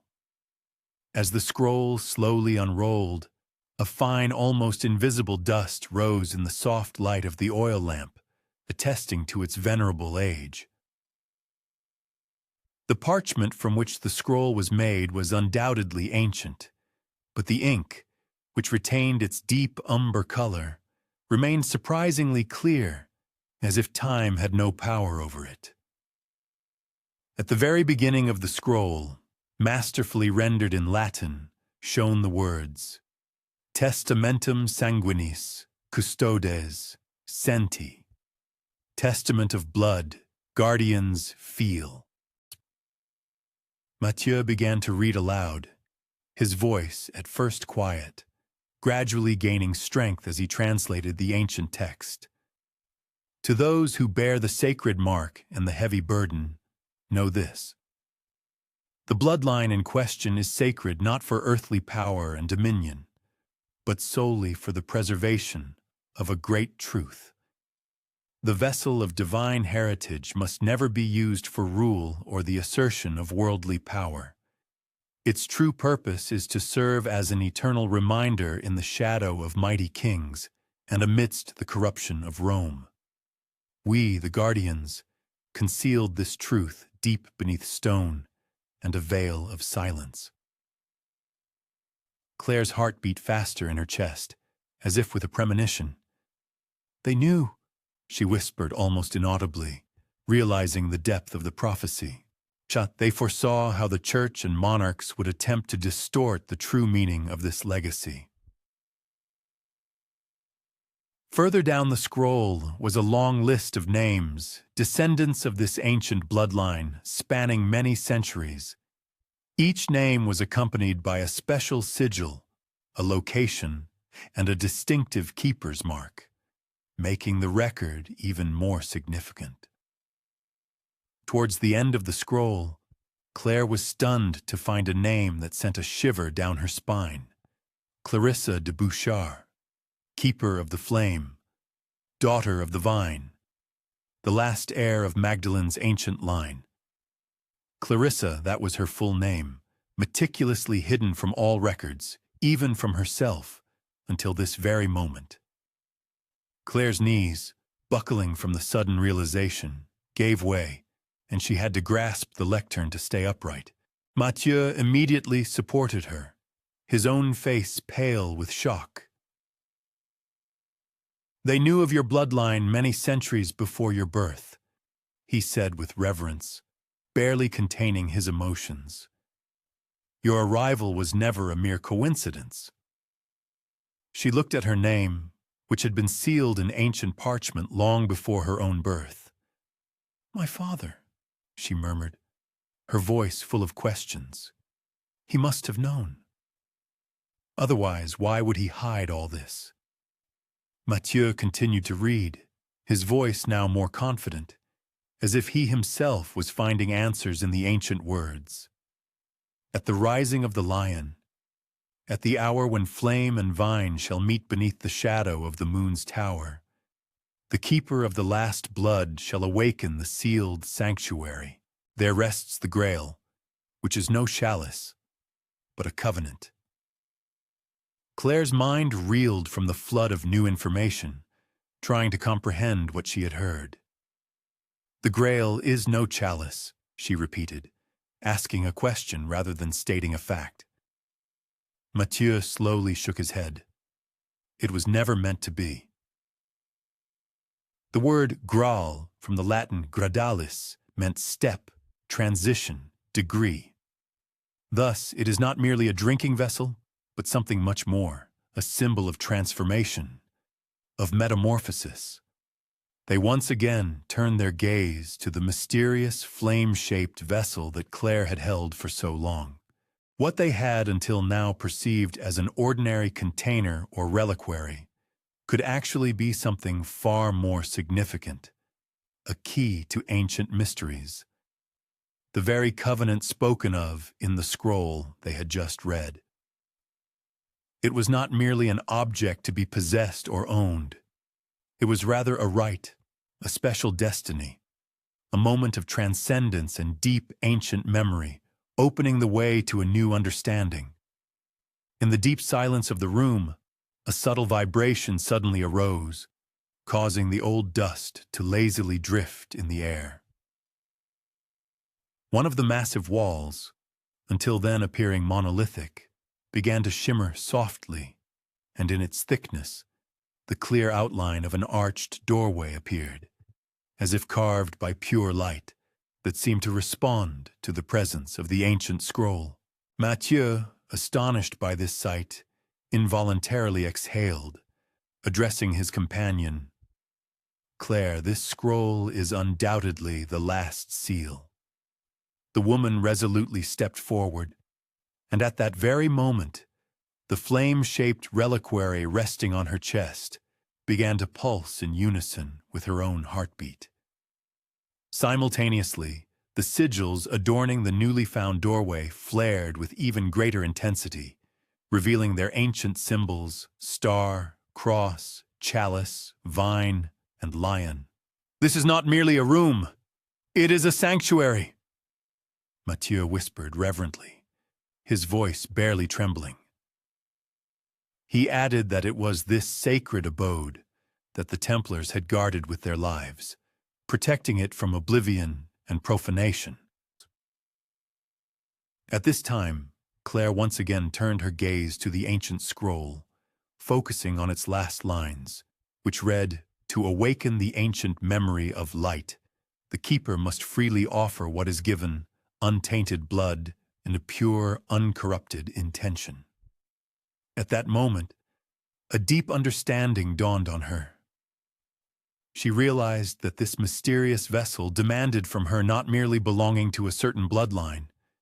It required her complete and voluntary consent, her conscious decision to bind herself to this ancient line, but not for the sake of acquiring power or dominion, but solely to revive forgotten memories. Claire turned to Mathieu, asking the question that had long troubled her. You claimed that all this is not about power. But then what is it about? The man, whose eyes showed weariness but also deep wisdom, gave her a faint smile. It is about hope, he said. About a legacy. About an eternal reminder that the divine can manifest in the human, and the human can ascend to the divine. Claire, feeling a surge of determination, walked directly towards the arched doorway. As she approached, the ancient symbols carved into the stone blazed with even greater intensity, and the massive stone, until then motionless, began to slowly and silently rise not inward, but upward, like a majestic portico gliding on invisible tracks. At that very moment, a powerful gust of warm, dry air rushed into the old archive, bringing with it a complex array of aromas, the pungent scent of myrrh, the subtle hint of ancient parchment, and something sweeter, reminiscent of freshly hand-crushed grapes. Beyond the opened doorway stretched a sanctuary, bathed in a soft golden light that was not artificial, but absolutely natural, as if it had been inexplicably preserved by ancient, unknown alchemy. Inside this sacred space, ancient frescoes seemed to come alive on the vaulted ceiling, their images dancing in the golden glow. Among them, Mary Magdalene stood out, gently embracing a child, next to a man who was depicted not crucified, but radiating an inner light that permeated him completely. Further on, a circle of keepers, clad in solemn white and crimson robes, was visible. The image of an olive tree with bleeding roots and fruits burning with fire completed this mystical composition. Claire paused at the threshold, her breath caught by what she saw. She felt something long dormant awaken deep within her, not new knowledge, but rather an ancient genetic memory. In that moment, she understood that she had been here before, or at least her blood held memories of this place. Behind her, Mathieu stood in complete silence, his posture expressing the deepest reverence. With slightly trembling fingers, Claire carefully lifted the reliquary and, taking a resolute step, entered deeper into the sanctuary. At that very moment, a low, resonant hum swept through the chamber, which was not merely a voice or a vibration, but something in between, penetrating to the very essence. And as soon as her foot crossed the ancient threshold, the frescoes on the ceiling seemed to come alive, not literally, but through the play of light and shadow, creating an illusion of movement and depth. The divine and the human, harmoniously intertwined, danced across the vault.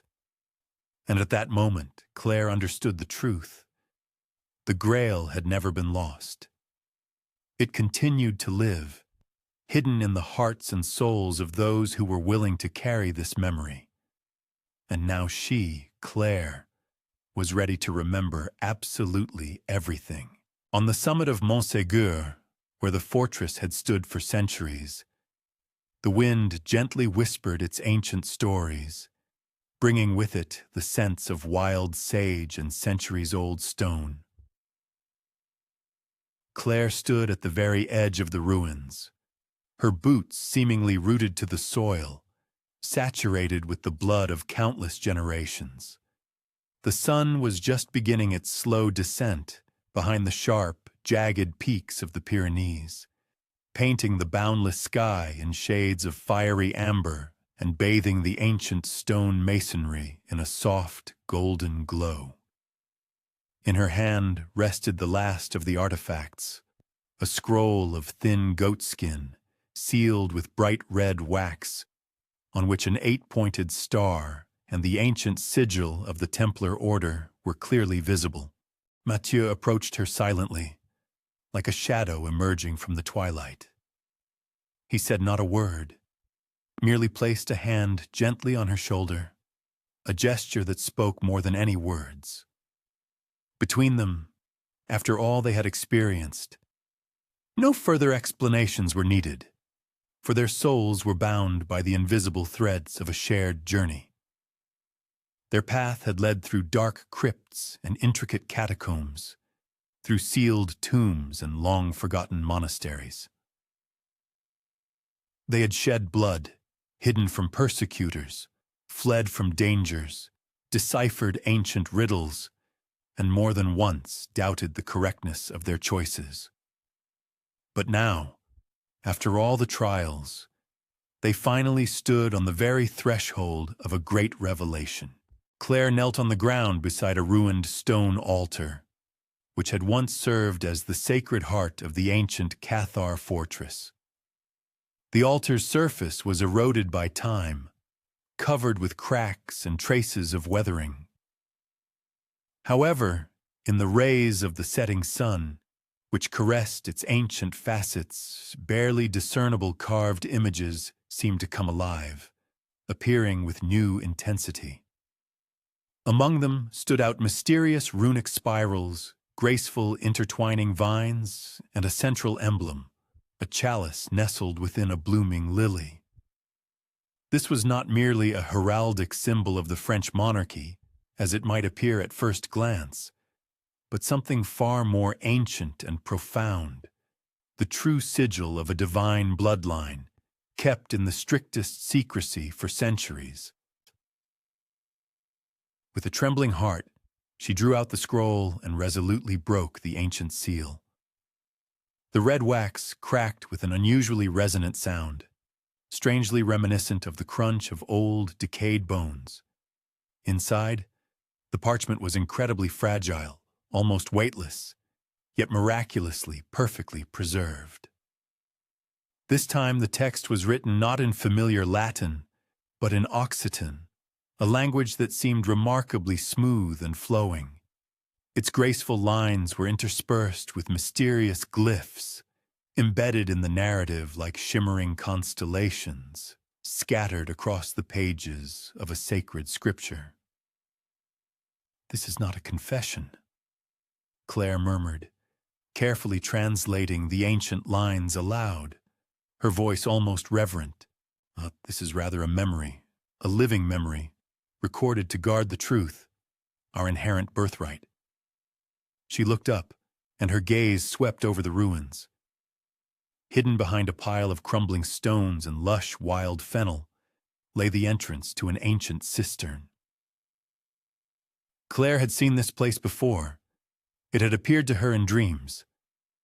Before her was a dark, perfectly round opening, descending deep into the earth, and at its threshold, a protective symbol was carved, a red cross surrounded by 2 coiling serpents. They descended together, carefully stepping on the ancient stairs. The air below was cool, palpably damp, and utterly silent, as if the world above had ceased to exist. Deep underground, a profound shadow reigned, absorbing all sounds and outlines. Only the flickering light of their torches cut through the gloom, picking out details of the walls, covered with crude but expressive ochre frescoes. They depicted figures strikingly similar to Mary Magdalene, carrying infants, crossing stormy seas, standing beneath shimmering stars. These women were presented not hidden in shame or humiliation, but on the contrary, clothed in majestic dignity, grace, and a striking, almost fierce intellect. Moving further into the depths of the dungeon, they finally found what they were looking for.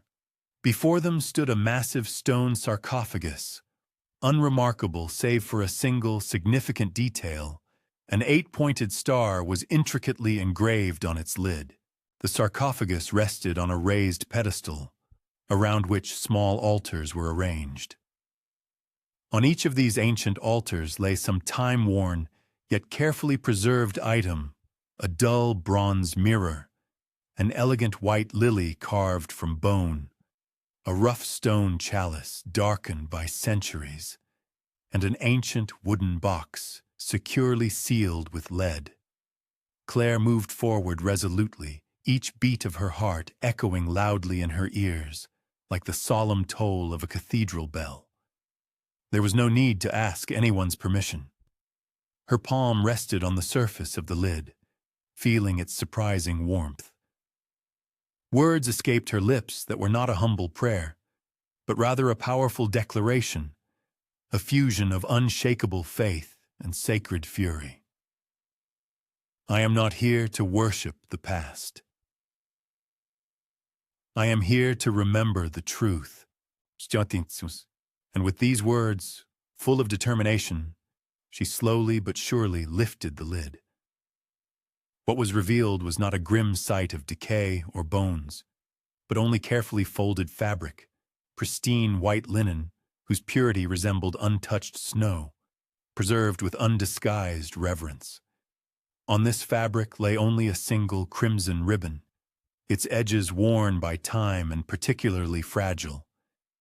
This ribbon served as a silent yet powerful symbol of blood, blood that had not dissolved into the abyss of centuries, but had been carefully and patiently passed down from generation to generation, flowing through the veins of countless women and men.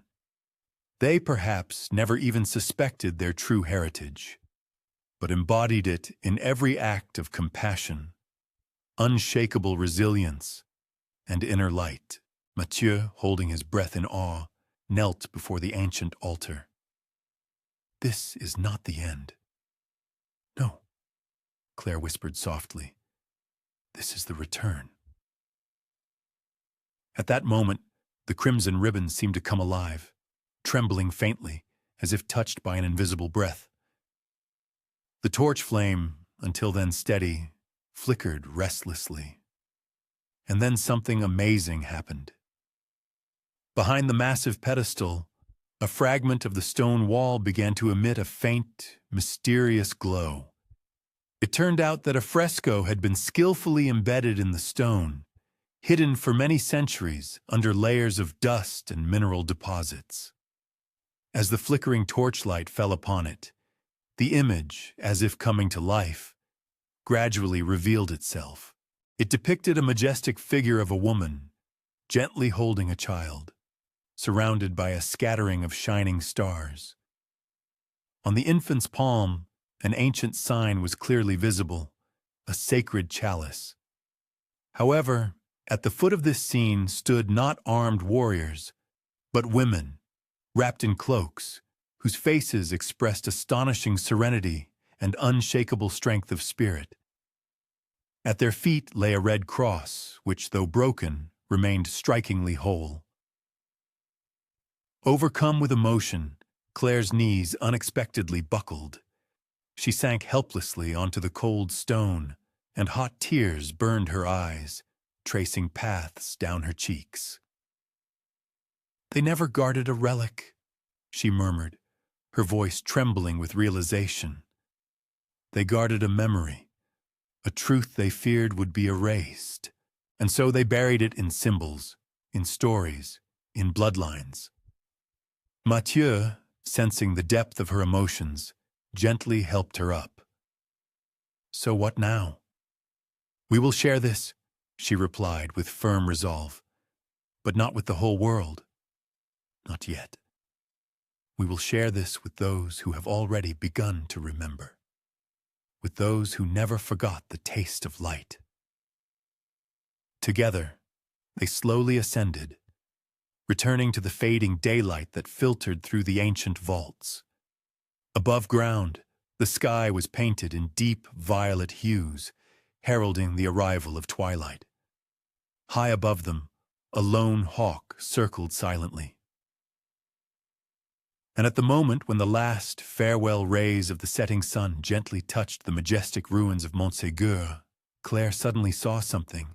She saw it not with ordinary sight, but with something far more ancient, intuitive. Before her inner eye appeared the clear outlines of the original fortress, as if recreated and reconstructed in shining golden light. Was it a fleeting vision, or perhaps a memory etched into the very stone? But beyond this image she discerned a road, a path not marked on any modern map, yet ancient, waiting for centuries. She turned to Mathieu, and in her gaze was an unspoken question. Are you ready to follow it? He merely smiled in response, and in his voice was certainty. I have walked it my whole life. As the first stars began to timidly twinkle in the darkening sky, they, hand in hand, stepped onto this ancient path. Their journey led not to the end of anything, but to a far deeper, new beginning. To that sacred place where blood and light merge, where truth, hidden for centuries, awaits not in dusty vaults, but in the depths of human hearts, where the past, finally, awakens and remembers itself, revealing its secrets,